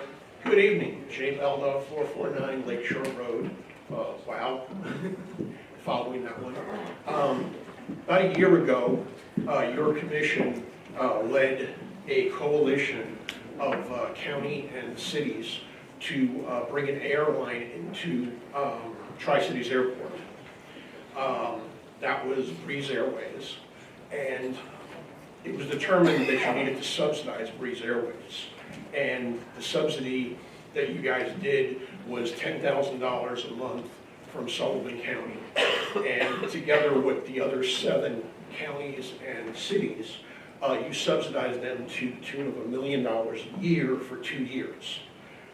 They basically had 2 routes, one to Washington, D.C., and one to Orlando, Florida. They recently announced that they are going to be terminating their Washington, D.C. route on November 30th.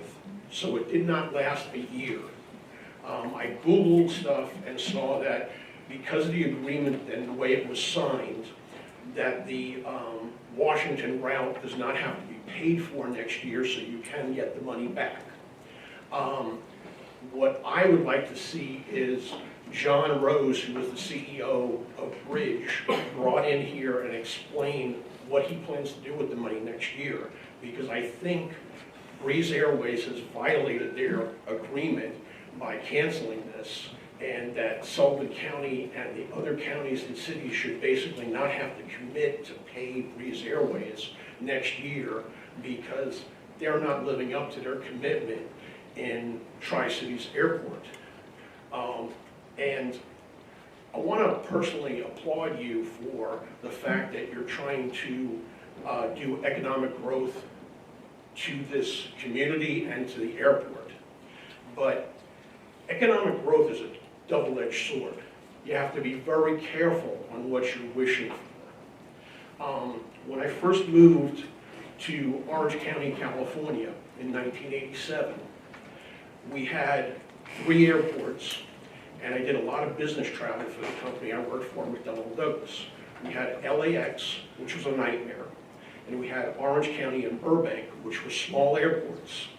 Because of population growth and everything else that's happened, those airports are now monster airports with 20 to 30 gates. And they're difficult to park at, they're difficult to get into, they've got luggage concerns and everything else. Tri-Cities is a very nice, small airport. And when I first came here in 2019, I landed, I got my luggage, and I was in my rental car in a half an hour. I have flown all over this country and parts of the world. I have never been in my rental car in less than an hour and a half to 2 hours. Mr. Bob, that's your 3 minutes. You can make a closing statement. Okay. We have to be careful on what you wish for, and you don't know how good you have it here with a small airport that's very easy to get in and out of. Thank you. Thank you, sir. That completes the list. Is there anyone that wishes to address the commission? You'll be held to the public comment rules of, I'll give you 3 minutes, Commissioner Carr. Commissioner Carr, if you'll introduce yourself. I don't think I need any introduction after last week. Oh, just for the clerk's electronic record. My name is Joe Carr, Sullivan County Commissioner, District 9. I live at 408 Berkeley Road, Kingsport, Tennessee. On a side note there, the woman, the Democratic nominee for Congress, I've already forgotten her name, but it seems like she's upset that I get more headlines than she does. Anyways, I would like to thank Sheriff Jeff Cassidy, our wonderful sheriff, for his bold and outstanding leadership in getting rid of these cameras. I would also like to thank future State Representative Gary Stidham for bringing the resolution forward. It has been an honor serving with you the past 4 years, sir. Over the past week, my comments have been viewed by millions of people all across the country, and the verdict by the American people is quite clear. They are tired of being spied on by their government. Our county and our state are leading the country on this issue. That is why next month I will be proposing the first ever trigger law regarding all ALP cameras here in Sullivan County. That means that the moment that we are legally allowed to do so by either the state legislature or Congress, Sullivan County will ban all ALPRs, preventing any public or private entity from using them. Thank you all for this attention to this matter. Thank you, Commissioner Carr. Does anyone else from the audience wish to address the commission? You'll be held to the 3-minute rule, sir. Anyone else before we get too far along?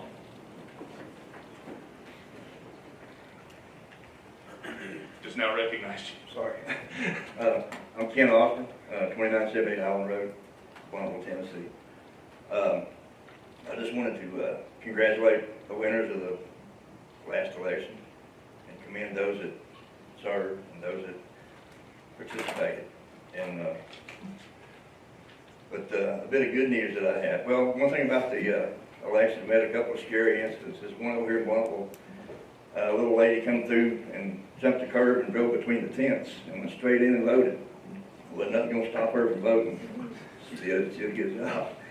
But the scariest thing was, we were all talking to each other, and come to find out, a lot of us are kin. That was kind of scary for us.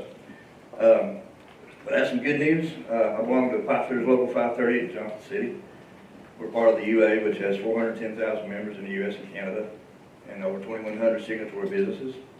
We've recruited a business to the area to set up a fabrication shop. Couldn't find anything in Sullivan County large enough to accommodate them, but we found one in Rogersville. It's 200,000 square feet manufacturing room. They ordered 80 welding machines, and starting in October, once they get the building acclimated to what they want to do, they have plans for between 100 and 150 pipe fitters and welders. These are pretty good jobs. If you work 40 hours a week there, you'll gross just under $90,000 a year, plus your benefits on top of it. The company will pay for your health insurance for you and your family, annuity for you, and contribute to the National Defined Benefit Pension. If they work the schedule is 6 10s and an 8. At the end of the year, if they work that for a year, they'll be getting close to $180,000 a year. That's pretty good for around here. We try to get it in Sullivan County. We're still going to constantly recruit our signatory businesses to get them in here. To us, this is how you expand your tax base. Right? Good jobs, they come back and spend the money in the area and your businesses and pay taxes. But anyway, I just wanted to thank everybody for being good to us during the campaign. We appreciate it. And God bless you all, and God bless Sullivan County. Thank you, Mr. Osborne. Always welcome here, sir. Before I close it out, anyone else? Before I close it out, is there anyone else? Yeah, I got some. You will introduce yourself, name and address. Thank you, sir. Yes, sir. My name is David Barnes on 3010 Highland Road. I've read across the social media where Halloween is going to be the day where flock cameras are going to be taken down. I was just letting y'all know because there's rumors of them going to be doing that. I just wanted to know they're going to be left up, I'm sure. Is there anyone that can address that? Because third party can tap into them. Yeah? Mr. Which Stidham, I'll let means- you. There will be no tapping into them because they are completely taken offline. Okay. I'm sure the company will be coming to pick them up sooner or later. And anybody going out to damage something else that doesn't belong to them, that's vandalism. Understand. So, Yeah, I was just remind letting y'all people know of that what's up on social media, the rumors going around. I just had to give you all a heads up. Thank you. Thank you very much. That brings us to the end of the list. If there's no objection, public comment portion of the agenda is closed. Our next order of business is consent calendar. Items on the consent calendar are 4, 5, 6, 7, 8, 10, 13, 15, 16, and 17. Consent calendar requires unanimous consent. Are there any items anyone wishes to bump off? Or are there any items that anyone wishes to add to?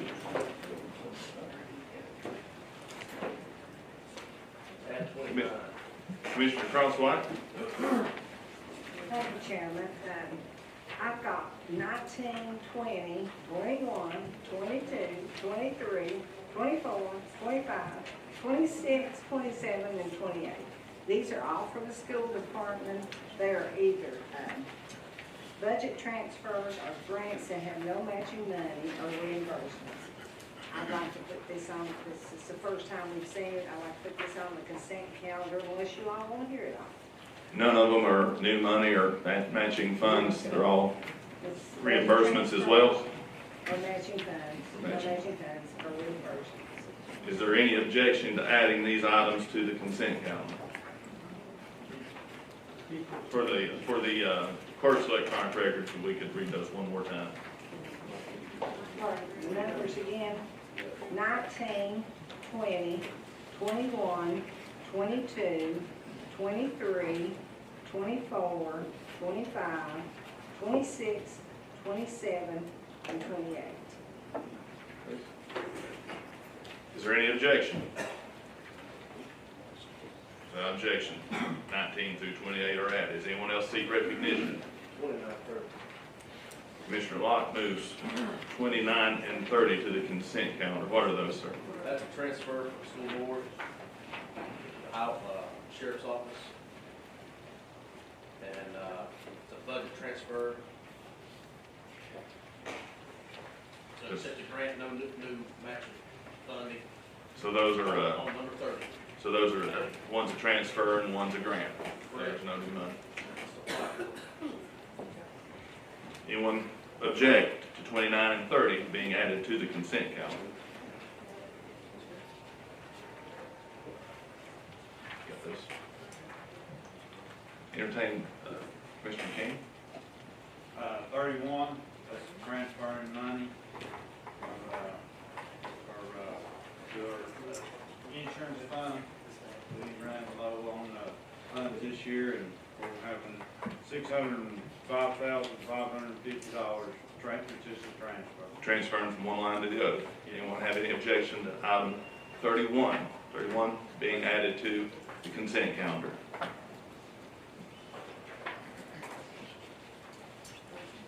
got one more there, number 10. It's the plot. Sorry.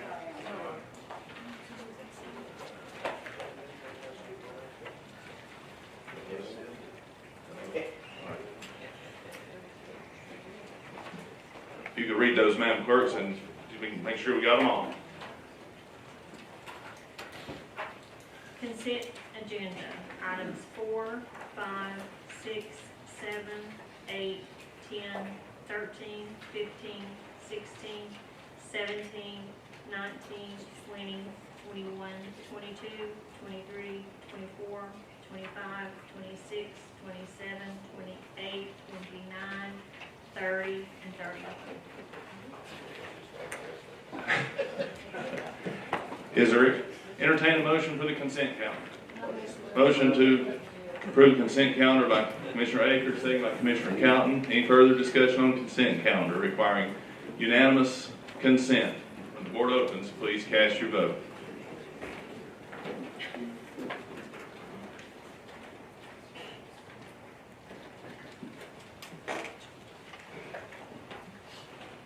Requiring unanimous consent.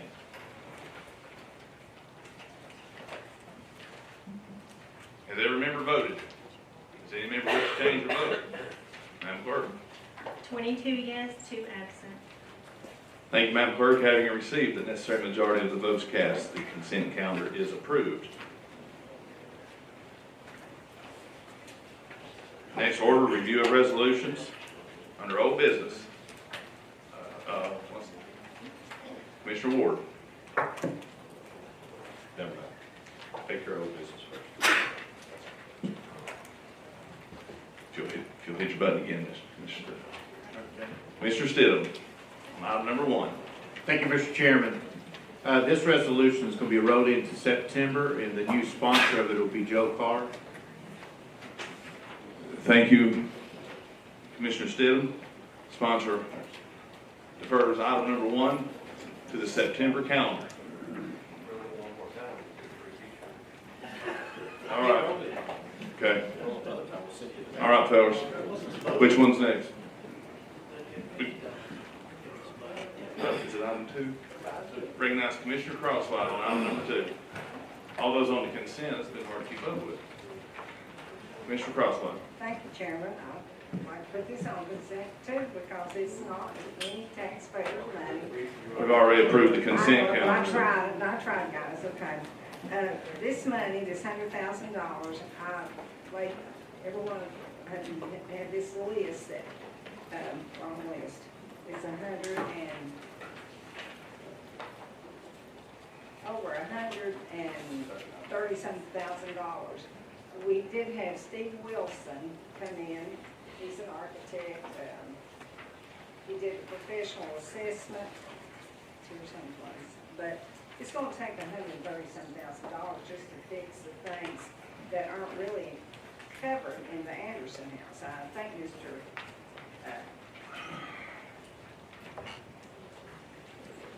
Blizzard, thank you. We've had to shut that building down because it has white mold in it. That's going to at least cost $75,000.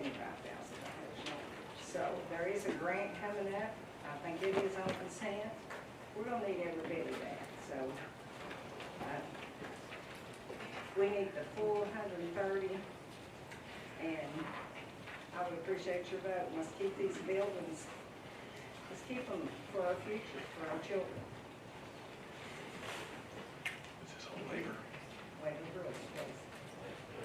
You've heard the explanation of item number 2. The floor is open for discussion. Recognize Commissioner Means. Thank you, Mr. Chairman. Is Mr. Mark Blizzard still here? Do you know? He had spoke about another youth program. I just didn't know. Do you happen to know what he's talking about that they applied for? They do it through the school system, like down at Central. I know that one.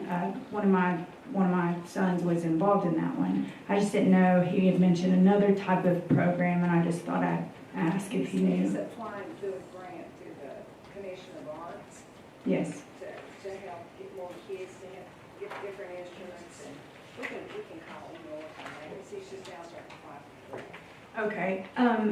Well, my only issue is the process, and obviously it's not going to get cleared up tonight. I think I've been very clear about me being a big advocate and cheerleader of this downtown Bluntville, and so I needed to make that statement that I believe we need to try to clear up a process in the future, because we've got lots of historical buildings within Sullivan County.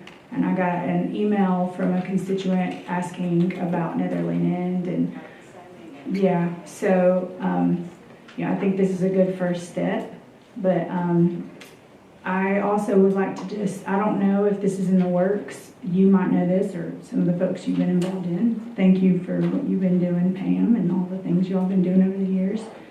But I really love what they're doing at the Exchange Place, and I just as a citizen, I would just love to see something similar to that come into this area to truly expound on that. So, yeah. We need to take care of all our historical buildings. We are rich in this area. We are really rich. But Kingsport, they have funds. This will be coming out of local funds. Kingsport has funds and Bristol has funds, so this will be strictly local. And I'll be more glad to work with Kingsport and Bristol to make sure they can, or one of the Kingsport commissioners can ask for money from their funds. We need to take care of this. We're sitting on a wealth of history here. Yes. And we need to take care of it. So that was what I was kind of circling back to. That question is, I was wondering if that new application, that program that he was speaking about, if it was any relation to something similar to what Exchange Place does. Does anybody know the answer to that? No? Okay. All right. Thank you. Commissioner. Did you cut your mic off, Commissioner Still? Yes, Mr. Chair. Commissioner Cross. I'll make Thank sure you. I didn't cut it off. Thank you, Chair. This is just a point of order. This is on old business. It's not waiver, so that should mean, am I correct in saying this has been read once? So it's 13 votes for passage, not waiver. I'm sorry. You introduced this first time a month ago, correct? So it's not Weber rules. Okay. I just appreciate all of you vote for it. Thank you. Thank you. Commissioner Iverson. Just want to say that I was on that board 3 years ago, the same list, actually less of the list that we're given tonight, was $95,000, I think. Now we're at $139,000 for less of the same thing, so the longer we kick this can, the longer. I mean, I'm not opposed to what we're doing. It should bring tourism in, but we just need to go take care of stuff. We need to go ahead and fix it before it gets more expensive, and we gotta save these buildings. And let's just start, let's just start. You've heard, anyone else seek recognition? Commissioner Crosswhite renews her motion for passage of item number 2. When the board opens, please cast your vote on item number 2, requiring 13 votes for passage.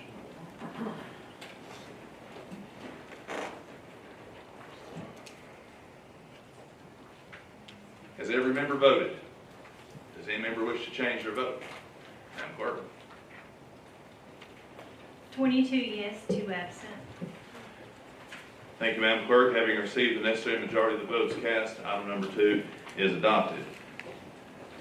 Next order, recognize Commissioner Harvey, item number 3. Thank you, Mr. Chairman. When I ran for this commission seat 4 years ago, I knocked on hundreds of doors, and at each one of those doors I introduced myself as a Christian.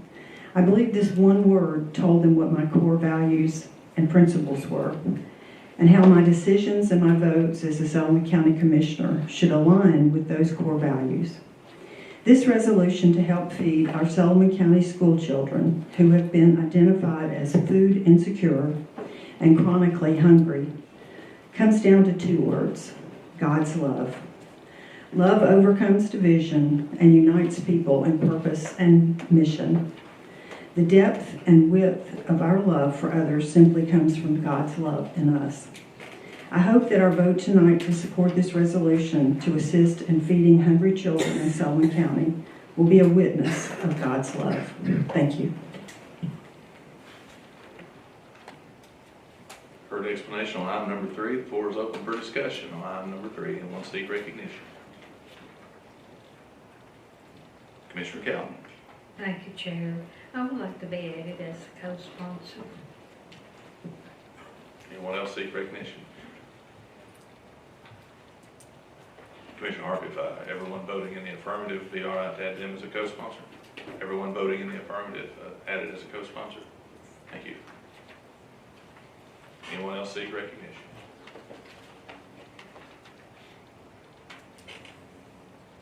Without objection, when the board opens, please cast your vote on item number 3, requiring 13 votes for passage.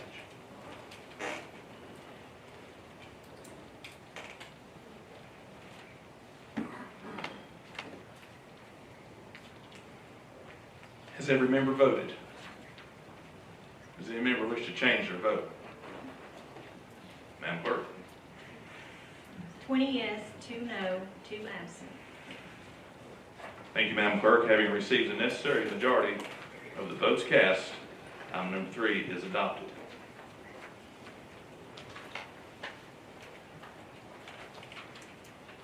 That brings us to the end of our old business. Under new business, we recognize Commissioner Cole on item number 9.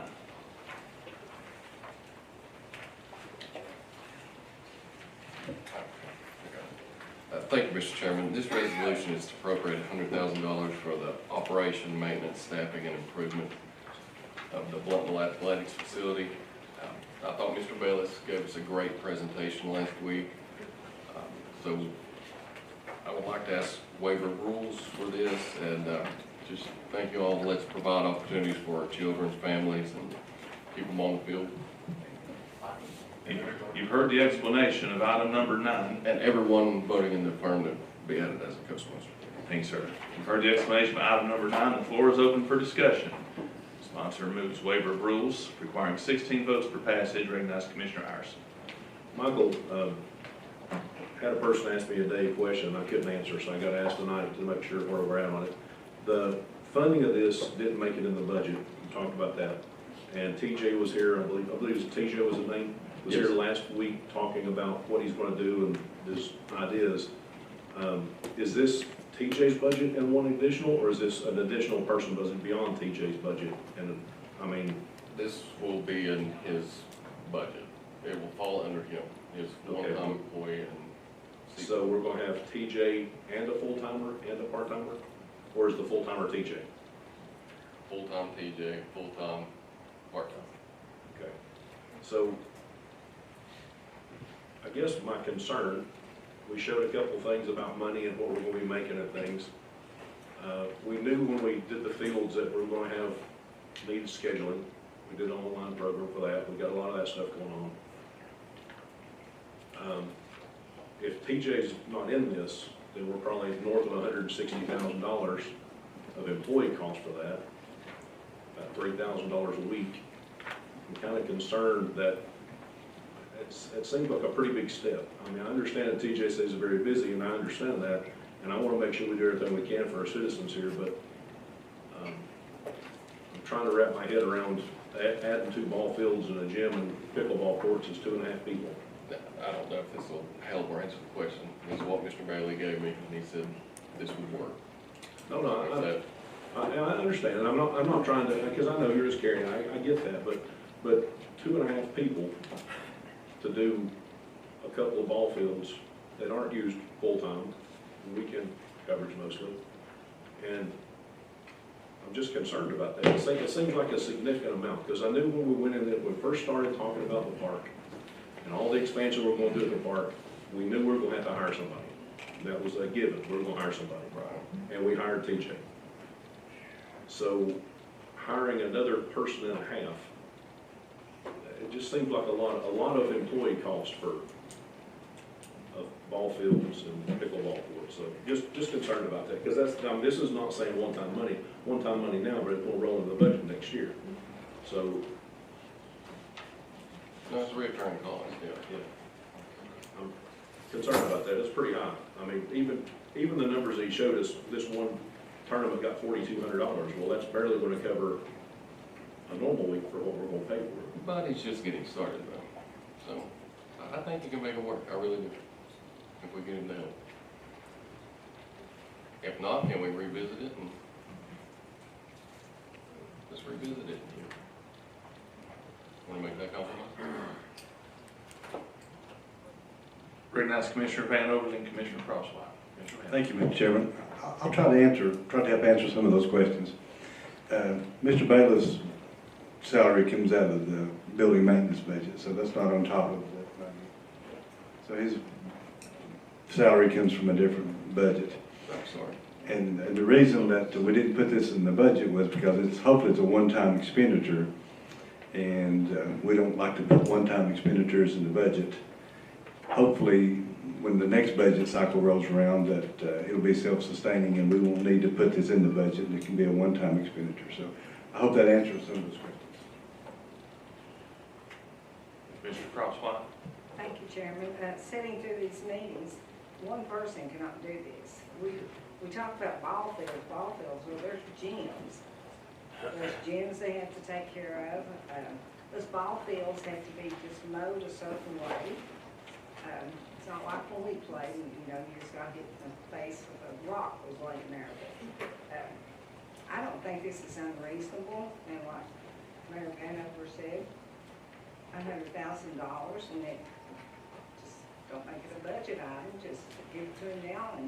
But I also think this is a part-time and then a seasonal, also a seasonal worker. One full-time and one seasonal worker. And being over there is a lot to take care of, so I think I'll try it for one time. But it's needed. I truly believe it's needed. Thank you. Commissioner Glover, then Commissioner King. Thank you, Mr. Chairman. Just voted on the resolution before to give $50,000 one-time funding to an organization that's nonprofit. It's got $30-some million laying there. And we're here worrying about giving the kids that plays baseball and wants to play ball on this campus not the same opportunity. Okay. I think it's a good idea to invest. Those kids have been through hell the last year. You took their ball field away from them up there. They didn't have nowhere to play. The parents had to scatter them all over the county. Now they got an opportunity to come back and grow and make a positive impact on Blunttville. And invest in what Mike was asking for and those kids, that's going to affect hundreds and hundreds of kids and families, it's not even an option. I'm in 100% of it. I think it's needed.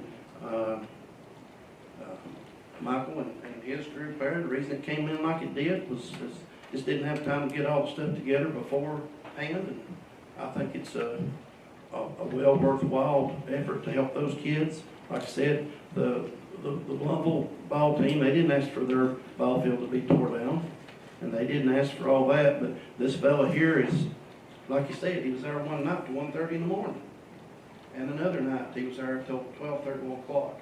So to make a go of that over, he's going to have some help, and I'm 100% in support of it. Mr. King. Thanks, Chairman. I agree with what Herschel says. Being involved with our Ag Center, I know what it takes to do this stuff. And when you've got programs at night, programs during the day, you can't be there 20 hours, a day. And you got to have somebody there looking after it, making sure that there's no vandalism going on. The programs are working, and then you got to do your contracts. When people come in there to rent the place to do stuff in, hopefully we can get the gym fixed, and we're working on that to get the bathrooms and get the gym, or the cafeteria fixed, so we can rent it out.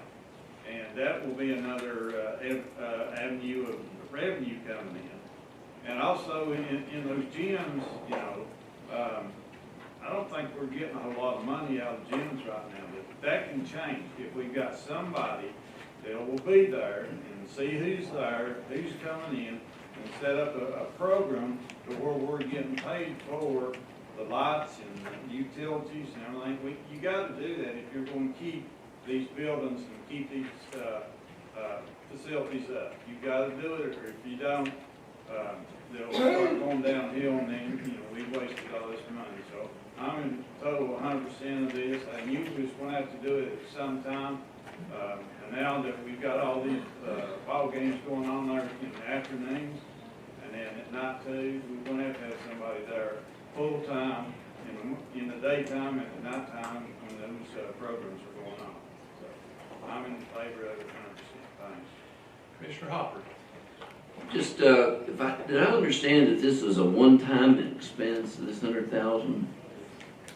Yes. Well, and you expect that the income off this is going to supplement over the year for the $100,000 plus. Now, are we including in this utility costs, electricity, water, etc.? That's supposed to be with hopefully what we can generate. All of what you can generate? Yes. The tournaments brought in, you remember last week when Mr. Bayless gave the presentation? Well, you're going to try to start a business, basically, and most businesses don't start out unless you get enough funding and resources. They don't do so well. So my concern is, have you budgeted enough for what you anticipate doing? We'll revisit. So next year you'll come back for more? No, we'll revisit. Okay. Revisit. Commissioner Akers. Thank you, Chairman. No, Commissioner Iverson's asking good questions, and the public should ask these questions. And I kind of relate it to Observation Knob Park. I was the cheerleader to get rid of that place 4 or 5 years ago. But we got the right person in there, and now it's completely turned itself around. And that's what I look at this kind of opportunity. I think Mr. Bayless seems to be the right person to be there. And yeah, it's not going to turn a profit like Commissioner Hopper said the first year probably, but we got to get the right tool, give him the tools to succeed. And so that's why I think, as Commissioner King and whoever said, it's the right thing to do. And I'm excited to see what we can do there, because we had a lot of meetings over there this past spring, and that place has been very well received. And so it's been a great investment in the local community, and I'm excited to go forward. Commissioner Meeks. Thank you, Mr. Chairman. I'm so excited about it. As you know, I believe we should be doing everything we can for the kids in this town. But I do want to when this was presented years ago, the conversation was that costs were going to remain low for the lower income families also. Is that still a goal of this county for this property? Because we talk about a profit, and obviously we need to have some funds to cover that, but is that still a goal here? I'm sure Mr. Bayless will work with them. All right, thank you. And like I said, not to get off topic of the resolution, but hopefully we'll have a farmer or venue, as Commissioner King said last week, we can have a venue in the near future. Thank you. Anyone else? Commissioner Coe, I'll recognize you for a final motion on item number 9. I just appreciate your support. Anybody voting will be added. Waiver of rules on. Waiver of rules, please. Sponsor renews his motion for waiver of rules on item number 9, requiring 16 votes for passage. When the board opens, please cast your vote on item number 9, waiver of rules.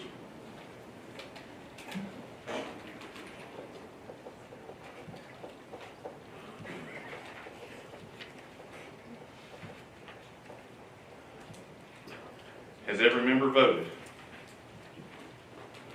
Does any member wish to change their vote? Madam Clerk.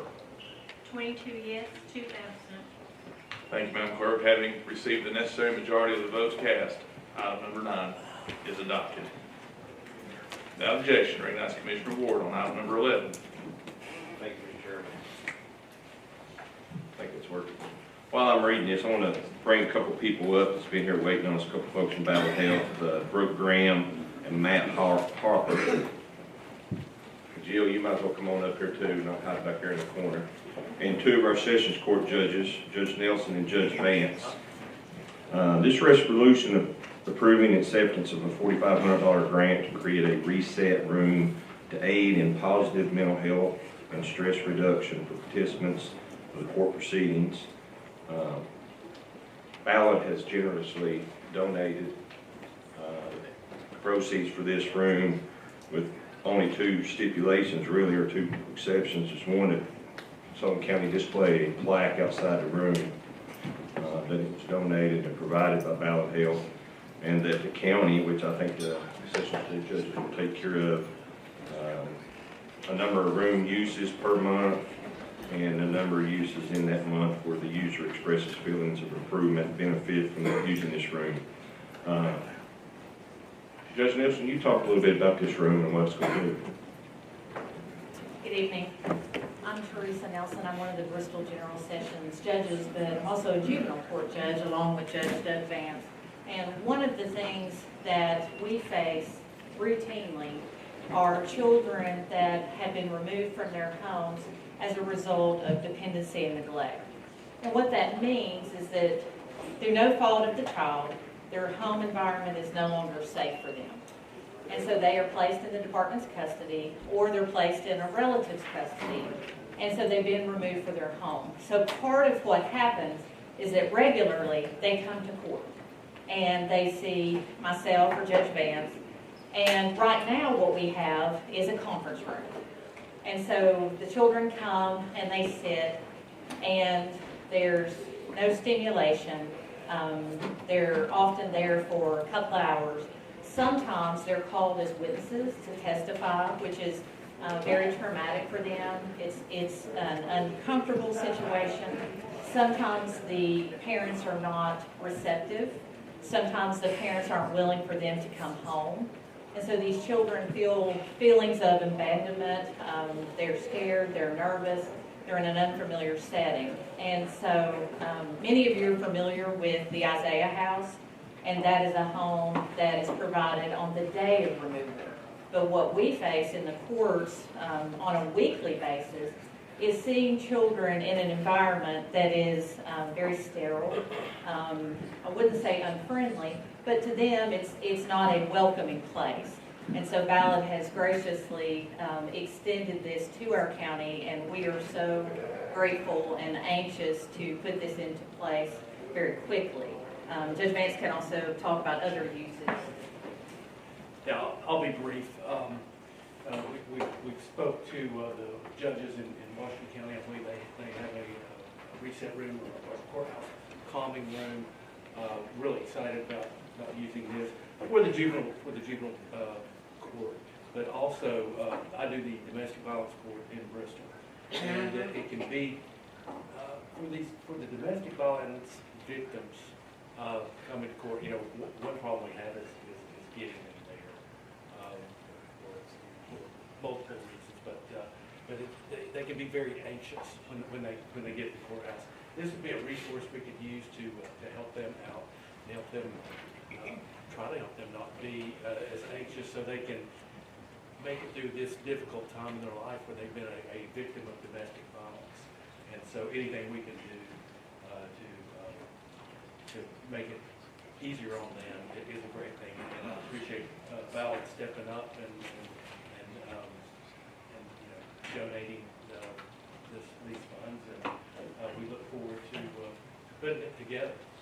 And this is at no cost at all to the county. This is 100% donation that we will utilize, and we'll let them explain a little more about what it's going to look like when it's finished. Good evening, my name is Brooke Graham, this is Matt Hawker. We both work for Ballard's Behavioral Health Division. He and I both have responsibility of our outpatient services program. You've got a little bit of collateral in front of you that I thought would just be beneficial as you kind of orient yourself to what we've been doing. We stepped into the school-based realm in 23. You might kind of correlate that with the time frame of post-COVID because students were needing support. And we have found fruitful results from our relationships with the school systems. We're now in 39 schools across the Appalachian Highlands region. We are in Sullivan County Schools. Superintendent Carter was just here, and we've been working with him in Sullivan County Middle and a couple of additional elementary schools. As Judge Nelson and Judge Vance said, we're in 2 courthouse calming rooms already. That's Washington County, Tennessee, and Greenville, Tennessee, and this will be the 3rd one. 50 visits to date since November of 24, Washington County and Greene County have used. And you may say that's a very small number, but at the end of the day, as you heard her speak and him speak, if it's successful pathway forward for that family, then that's beneficial to everyone involved. So really, our justification is the fact to create access points, and so we've committed not only to providing this service, but also providing additional resources for mental health across the spectrum, because the intention is to create access.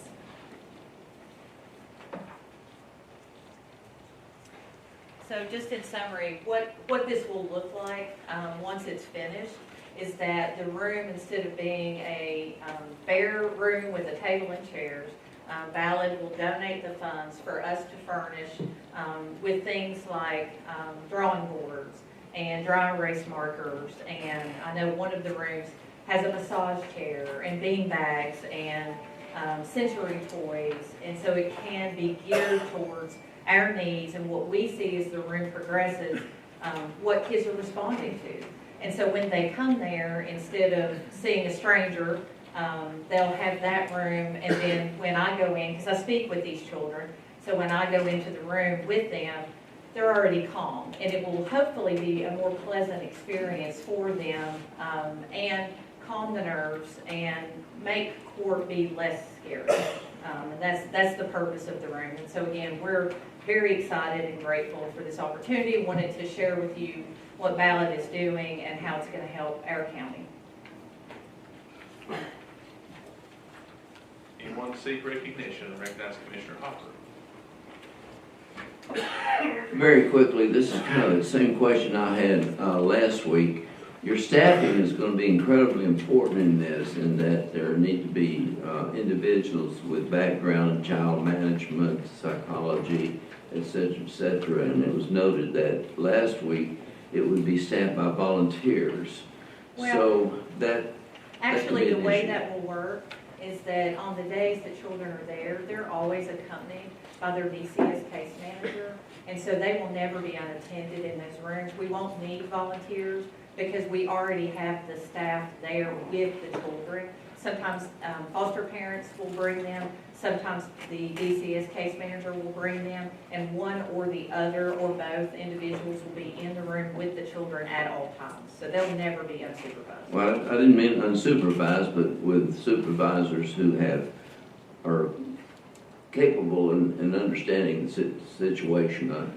Do you mean for, to assist them with their anxiety? Yeah, sure. We typically, in those situations, those needs will be addressed pre-court.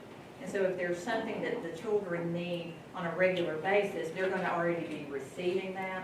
And for dates specific that they come to court, for example, if they're going to be testifying, they will have already spoken with somebody, they'll have a therapist or somebody there to meet those needs. But if it's just a day that they will see the court, myself or Judge Vance, the case manager or the foster parent will be there with them. They're allowed to testify at what age?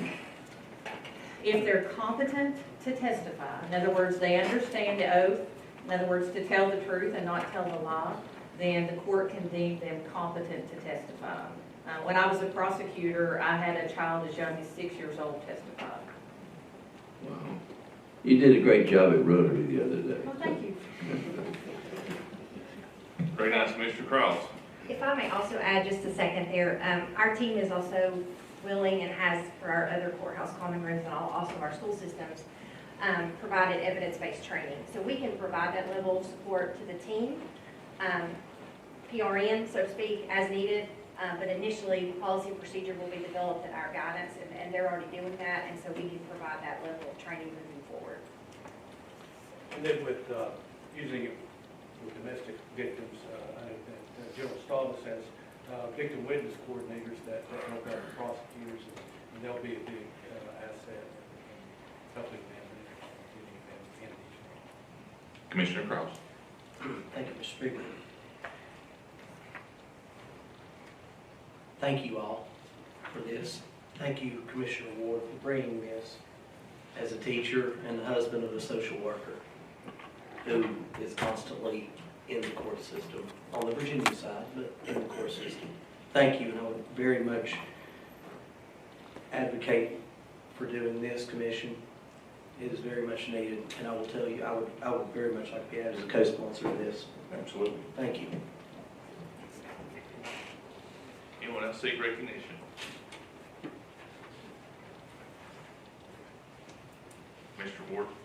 Absolutely. Everybody voted in the affirmative, we had it.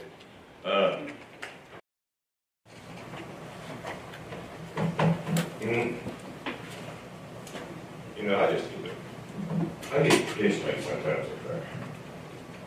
Judge Nelson and Judge Vance, the things that we sit in that office and talk about and try to fix in this county, it'll blow your mind.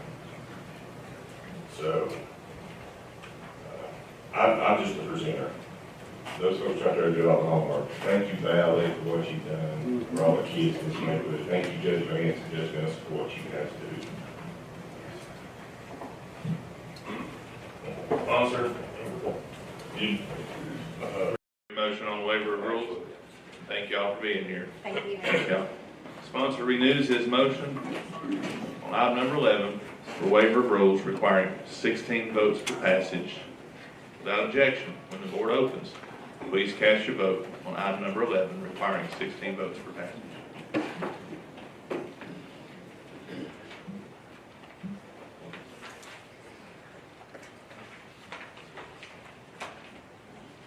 Has every member voted?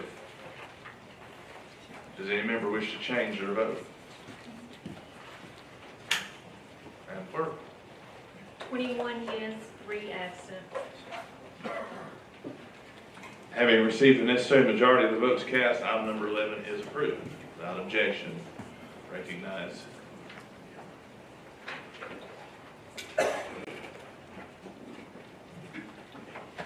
Mr. Stidham on item number 12. Thank you, Mr. Chairman. We're withdrawing this resolution. Sponsor moves withdraw item number 12. Without objection. Do you want to speak to that? Yes, sir. Yes, sir. Commissioner Glover. Thank you, Mr. Chair. Gary, last week, Attorney Street brought up a good point. County Commission voted on this and put it in law. And the contract runs out in January, correct? Yes. Okay. Even though that the sheriff's department is unhooked from the cameras, are we notifying Flock that we're withdrawing from the contract? If we do that, we have to either rescind that old resolution that we did, or they have to be a new one formed, because we're under contract till January, and we're the only ones that can renew it or not. We can send a letter stating that we're not renewing. I know that, but the county commission still has to vote on the contract. We could put it back on for, back on the vote on it. I would rather just withdraw it and move forward. You guys have to January next month, and put one on the floor. I don't think we should, that's the problem I've got. We're passing everything on to the next commission, and that ain't right. It ain't right for us to have 12 people in here responsible for something that they didn't have anything to do with. And that's happened in here a lot. And I think that we need to either make a motion to rescind the old resolution that was done 2 years ago and opt out of the contract completely, or bring yours back on the floor and put some type of amendment in it. Attorney Street, am I correct or not? To be clarified, it renews, as I said, it renews sometime here real soon. I felt like it was going to renew here in August, but they said it was going to renew when the cameras came online. But I think the point is well made. That, just unhooking them doesn't necessarily cancel the contract. So if you want to cancel the contract, I think you need to be clear about it. But to be clear, the Commissioner Stidham has moved to withdraw item 12, and that's where we're at. That's where we're at right now. Commissioner Stidham has moved to withdraw item number 12. Mr. Chairman, I'd like to make a motion to go ahead and opt out of this contract and send the clock company a letter that we're not going to re-sign with them. And in lieu of what, sir? In lieu of bringing this back on the floor. Attorney Street, we would need to do that in the form of a separate motion away from item 12. Am I correct? Because we're not. The motion says now therefore be it resolved, Sullivan County go on record that Sullivan County will not renew a contract for continued service. Now, I mean, that seems pretty straightforward. Of course, there are 3 or 4 lines that follow that, but I mean, you could amend this resolution to just say that you're canceling the contract. I mean, that's what this is about. It says shall not renew the contract. Do you wish, Commissioner, I'm just trying to clean it up. Commissioner Stidham, would you wish to withdraw your motion to withdraw and then amend your resolution, and then we can vote on it?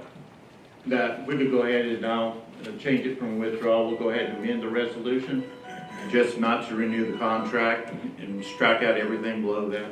Okay. Recognize Commissioner Ward.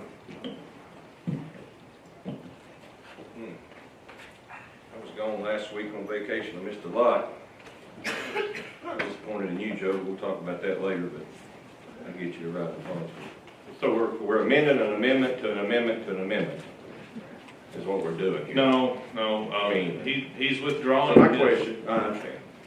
My question is, are we just going after Sullivan County Sheriff's Department flock cameras?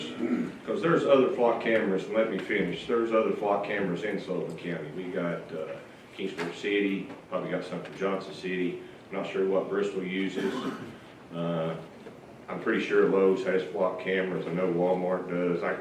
We could do this for 20 minutes. So we're going to ban all cameras. Well, just the ones that we put in. We'd have no control over the city of Bristol or Kingsport when it comes to plot cameras. All we have control over is Sullivan County and Sheriff's Department. It disappoints me how this was handled. I think this could have been handled a different way instead of front of lights and camera. I think this could have been handled a whole lot cleaner, so to speak.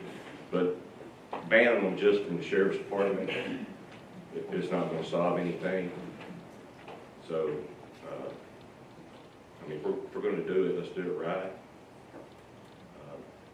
I'm disappointed in the attack and the slander pretty much that you did against our sheriff and what they've done over there. I think you're getting rid of a great tool. I think there's some guardrails in place. I don't think you did your homework on this resolution. I think it could have been modified a little bit before we did all the lights and cameras. So maybe next time, maybe sit down. He's always got an open door policy. Go over and talk to him about it. That'd probably be the best way to handle that. At no time did we say anything negative about the sheriff's department. In fact, my first statement about this was nothing negative about the sheriff's department. We have a professional sheriff. We have a professional run sheriff's department. It was just about the cameras. It's about the tool, not the sheriff's department. That was the only thing that was the issue. I disagree on that. I think you're taking a valuable tool away from Sullivan County. Been some very high-profile cases in this area that have used those cameras to put criminals in jail. Child molesters, kidnappers, murderers. So I think you're missing the boat here. Commissioner Hopper. This afternoon, I had a very enlightening conversation with Lieutenant Yeager, who is in charge of the flock cameras for Sullivan County. And also received an interesting, unknown voicemail describing what a rat I would be if I did not vote against this, and that I should get off the county commission, which I'm about to do. So I'm going to speak my mind, and I hope the person that sent that nasty note out, not only to me but some other people, is here tonight, because I'd like to meet you. Now, from what I understand is that from Lieutenant Yeager, this technology can be very limited. It can be designed within the Sullivan County. And without going into a lot of detail, I'd like for you all to think about inviting him to a subsequent commission meeting and let him enlighten us about the ins and outs and how this technology works. Now, if you really want to get away from the web and all that other stuff, I would suggest that you throw away your cell phone and that you throw away your computer and you get a landline and you do all your correspondence by mail. And you take your check and you cash it and you spend everything. Don't use a credit card. The first one of you all in this commission and in the audience should happen to have your car stolen, be hit and run, a variety of other incidences that's liable to happen to somebody in this room. And somebody says, well, we couldn't trace them down because we don't have a flock camera. Well, if we had one, we could have caught them. You say, well, yeah, I know, but it would have been an invasion of my privacy. So I'm going to get off this commission and leaving this unresolved, which is kind of scary because that same person that sent me that nasty note is maybe the same kind of person that would hit and run me. I don't know. But you ought to think about it. We've got a lot to consider. Guardrails could be an asset. The whole technique could be designed to be not intrusive into our reality. Now, Joe, don't you send Guido after me and put a contract out on me, okay?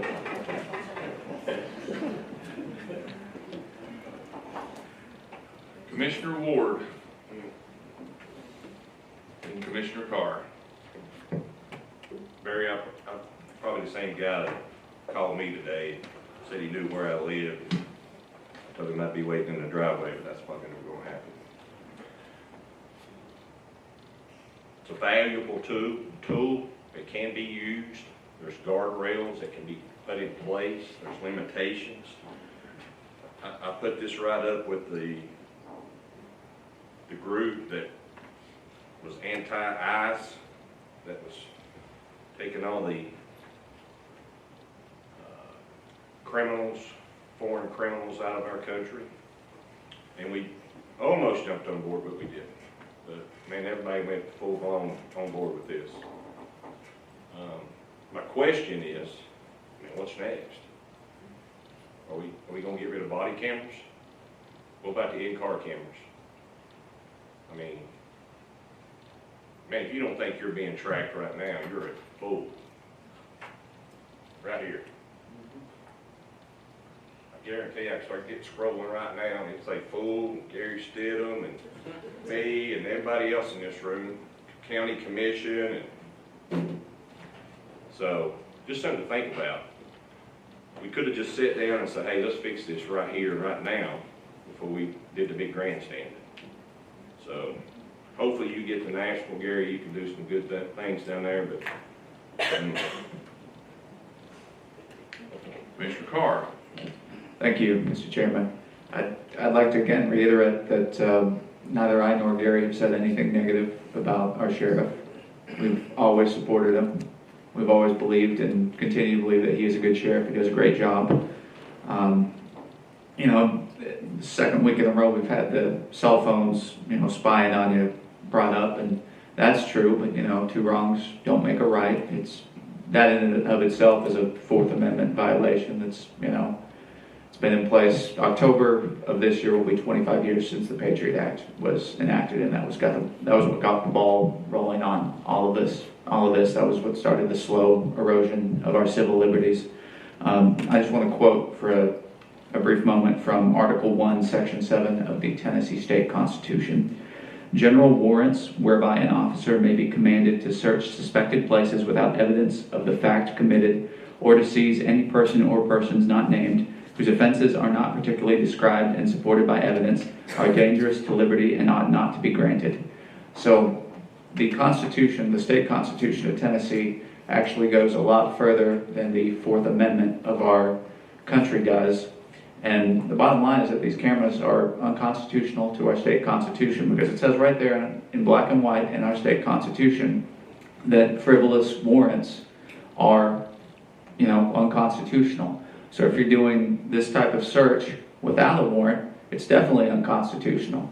And getting rid of these cameras is kind of a duty, but because the longer we keep these up, the longer the chances of us getting hit with a big lawsuit over them are. So, you know, I respect the Sheriff's Department, I respect your opinion, but I think this is something we need to take care of. Thank you, Mr. Chairman. Commissioner Ward, then Commissioner Harrison. You know, the way I look at that, if I'm driving down the road and I go by a flock camera, the worst thing they're gonna get me for is because I've got my windows down and I've got my George Jones blaring. I mean, if you're not doing anything wrong, what are you worried about? You know, when I go to Lowe's, there's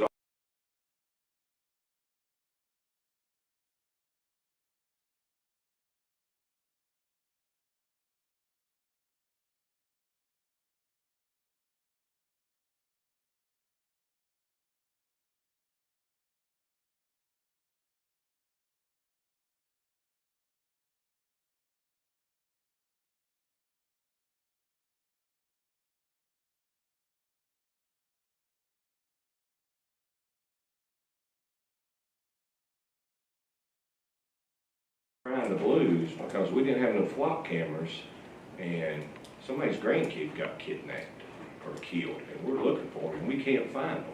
Well, we use your flock cameras. Well, we had to get rid of those. Boy, heaven forbid, I hope that never happens in this county. I really do. Okay? Commissioner Iverson. After last week, we all received an email about the sheriff. He says he's not using them, they're disabled. I think that the decision's already been made.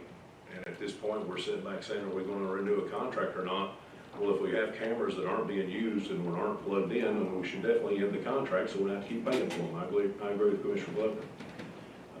That being said, I would offer an amendment to the resolution for Mr. Stidham, that in the resolution body, it says devices in Sullivan County, period, where it says pending equipment, either statewide, local guardrails, just remove that, period. And in the now therefore, the exact same thing, when it says removal operation of surveillance cameras in Sullivan County, period. And remove everything after that in the body of the resolution. That, I believe, does exactly what we've talked about. It sends a letter of non-renewal to the flock cameras. And since they're not being used, they've already been disabled, we need to go and do that instead of paying more money for something that's still disabled. You heard a proposed amendment, Commissioner Stidham. What's your desire? We'll accept that. Okay, the sponsor accepts the proposed amendment. You need the amendment restated.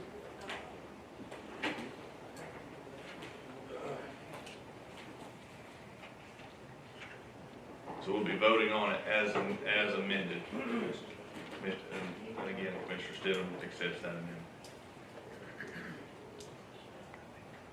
Recognize Commissioner Locke. You know, we're a funding body, and that's about it. When the sheriff come up here and requested these flock cameras to be approved with funding so that they could get them in, that's what we did. And he didn't come back up here, want them gone. Gary did. And we can talk about Bristol and Kingsport and, you know, all these cities within this county. They're still going to be utilized. They've been utilized. And the sheriff's a constitutional office holder, and his men and women that work for him, they have a policy to follow. We haven't had any problems in Sullivan County with these cameras. If anything, we've had good outcomes, positives, unlike the rest of the United States in different areas up north that people abusing the system. We've had none, zero.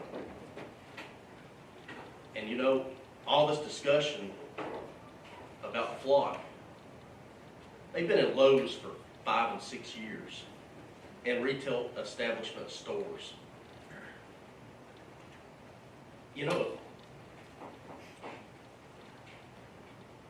if they were an issue, he would have probably come back to this commission and said, let's void the contract and get them out of here. He did. But the scuttlebutt and the talk started in Nashville. So I think we table this resolution, let you deal with it when you get down to Nashville as a state rep. Y'all are trying to pass a law right now, it's gonna be in next session anyway. You might as well go ahead and go down there and fix it. But we're a funding body. We don't give money to departments only to come back months later and take it back away from them. If Scott Murray wants to buy a stripe truck to stripe these roads, and I drive down the road and don't see that stripe truck and say, I don't like the way it striped that pavement, I'm gonna end the contract with that company or that truck and let's sell it. We don't do that. We don't micromanage these departments and these constitutional office holders. So table it and go to Nashville and fix it down there the way it should be. Commissioner Locke, before you cut it off, are you offering, you use the word table, are you offering that as, are you making a motion to table? I said table it. So you're making a motion Absolutely. to table it? I need a second. I'll second. Okay, we have a motion tabled by Commissioner Locke, a second by Commissioner Ward. That proper motion, properly seconded. Let me explain to y'all how that works.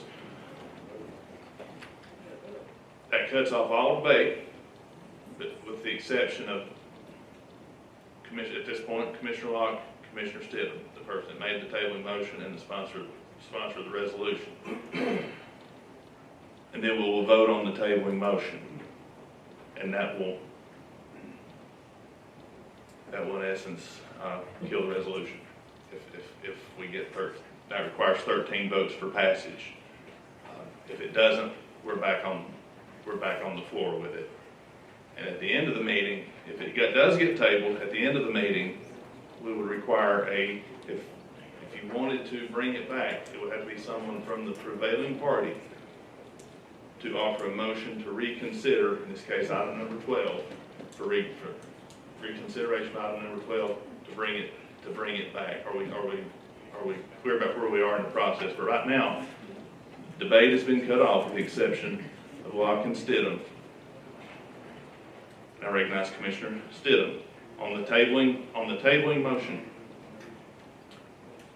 By withdrawing it, that basically was the process of tabling it to put it out. Mr. Glover brought up a good point, and I do agree with him. That would just put it to the next commission to deal with it and take care of a resolution and send a letter out. There is a difference in tabling and deferring. So either way it goes, we vote for this thing tonight, we do it, we send the letter out, it's done. If not, we table it, then you guys will be dealing with it next month when it comes back in September. So I would prefer just deal with it tonight, as Mr. Glover says, and not pass it off, make a decision tonight, and move on. Okay. Commissioner Locke, you renew your motion to table item number 12? No. Excuse? No. So you withdraw? Yes. Commissioner Locke renews his motion to table item number 12. When the board opens, we're going to be voting simply on the tabling motion. Everybody understand where we are? Yes, sir. You vote yes, you're voting to table the motion. When the board opens, please cast your vote on the tabling motion of item number 12. Requires 13 votes for passage. Want to make sure. Madam Clerk, we're waiting on Sarah to vote on tabling motion item number 12. We'll wait for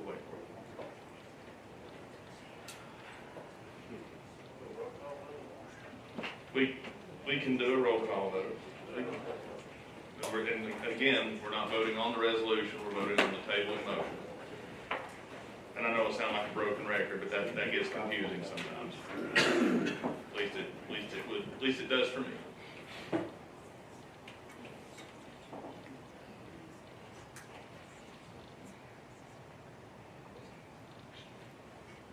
She has it on the board if you want to do that. But do you rather,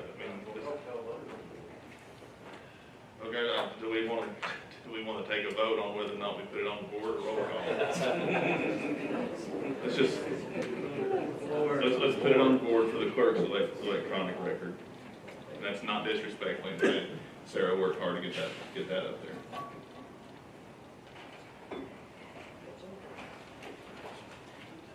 And we're voting on the tabling motion. Requires 13 votes for passage.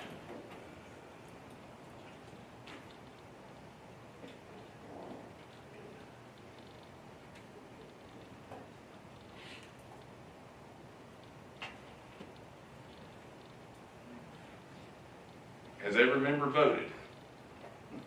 Does any member wish to change their vote?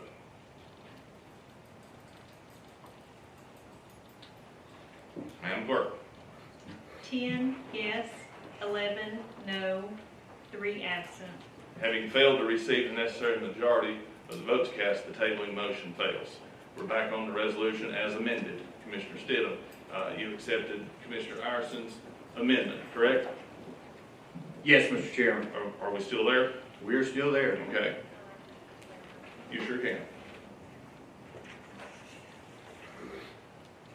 Commissioner Iverson, Yes, ma'am. would it be correct to say that your amendment will put a period at the end of Sullivan County in the heading of the resolution and strike everything down to this resolution shall take effect? Strike all, the last word will be safety. That's strike. Because this resolution takes effect on passage. It's still running. Okay. It is. It's in there. Would you mind to restate? Would you mind to restate the motion so that I just like for everybody to know what they're voting on? In the body, it says, now therefore be it resolved, the Board of County Commissioners of Sullivan County goes on record now that Sullivan County shall not renew a contract for continued service of or provision of technology and or equipment for the operation of visual surveillance cameras in Sullivan County, period. and then until all that's just lined out. And actually, the same thing in the resolution, the actual title of it, the resolution, same thing, after so.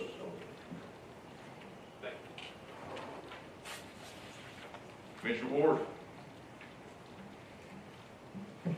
So we even go down to the next line where it says currently operates visual surveillance cameras under it.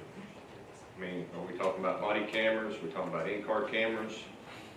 This is law enforcement we're talking about. This ain't kindergarten stuff we're talking about here. Everything law enforcement does is recorded.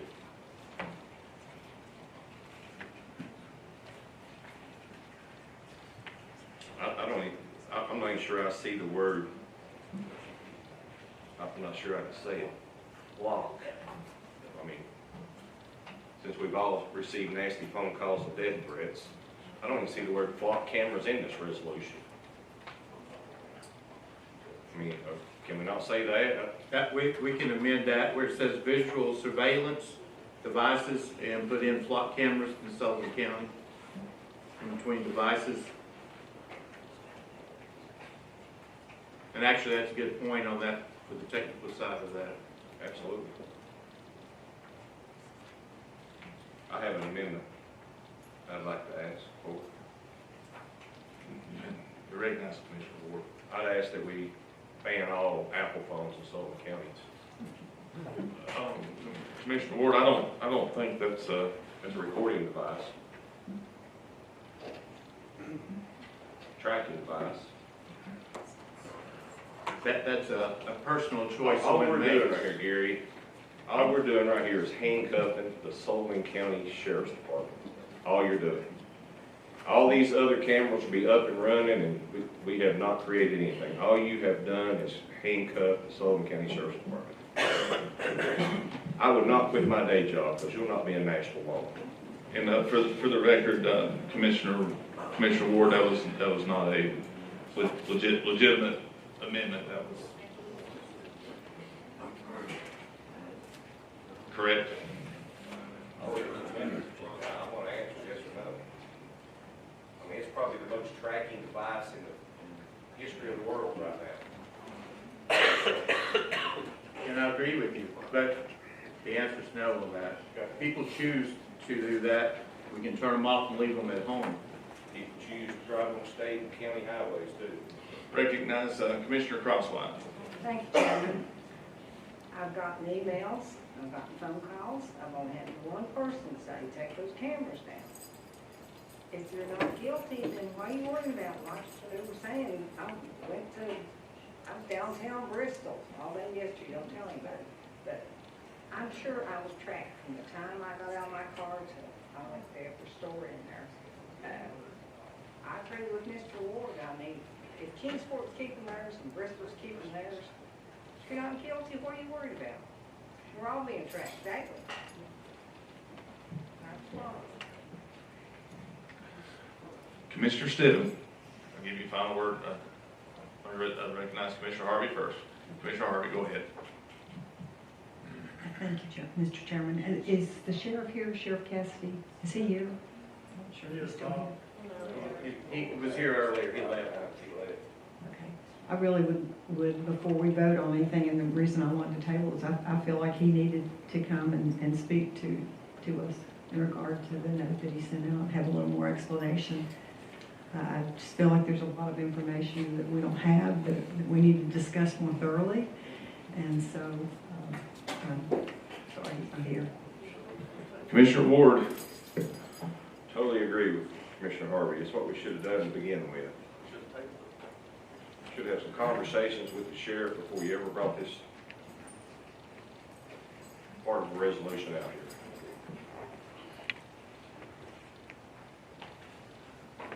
Commissioner Hopper.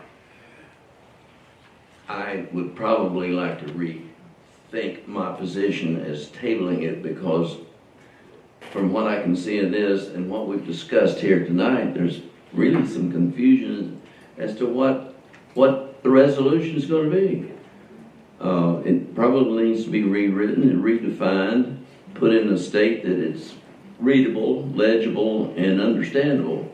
for the next generation. So I'd like to withdraw my negative for the tabling, if I can. You can't, Well, change your vote. I know, I knew that, but I just, You can express, I can express my regret, okay? Commissioner Cole. So with all the amendments that we've done, so will this, what you have right now, will this in the contract? That's all I need to know. Yes. Okay.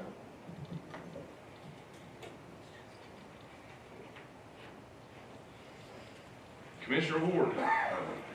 As bad as I hate to, I don't want to throw him under the bus, but I'd like for Dan Street to comment on this. I mean, if we're about to terminate a contract, I know Gary didn't go to law school, so I know he's not an attorney, but I respect Dan Street very highly. If he tells me to shut up, we'll terminate this contract, I'll shut up. Attorney Street. But I think we need to terminate this contract in a proper way if that's going to happen. Attorney Street. Well, I'm not sure I understand the question, but I think it's pretty clear that this resolution as it currently exists is to terminate the contract. I mean, and that's what is before you. You either vote to terminate it or you vote or you don't. I think it's pretty clear. Is that what you were asking? Those words. And also, if we could draw some clarity between, and forgive me for chiming in, if we could draw some clarity between 2 and 12, because with withdrawing 2, why do we need 12? If we withdrew 2, why do we need 12? Just something I was hoping someone would ask me. Not 2. Not 2. Your first resolution, Commissioner Stitt. Yes. The resolution you withdrew earlier. Forgive me for saying 2. The resolution we withdrew earlier, you know, the flock representative, Alex, was here last week, and he said you can terminate at any time. There's no penalty or anything for that. So it still does what it does. You know, we withdrew it. Mr. Glover wanted it taken care of tonight. I respected Mr. Glover's opinion on that. We've accepted the amendments to take everything out and make sure that it only said flock cameras, no other surveillance cameras are affected. Again, it does not affect Kingsport. We're not their funding body for the police department, nor Bristol, or any other county in the area. This is just for us. So that's where we're at on this. Commissioner Aker. Thank you, Chairman. And I agreed with Herschel with his question. And I'm thinking, we're overthinking this maybe a little bit. We had to approve the original contract, and if the sheriff has said he is, and Dan, you may have to chime in, the contract was going to renew automatically, but if the sheriff says does he not have the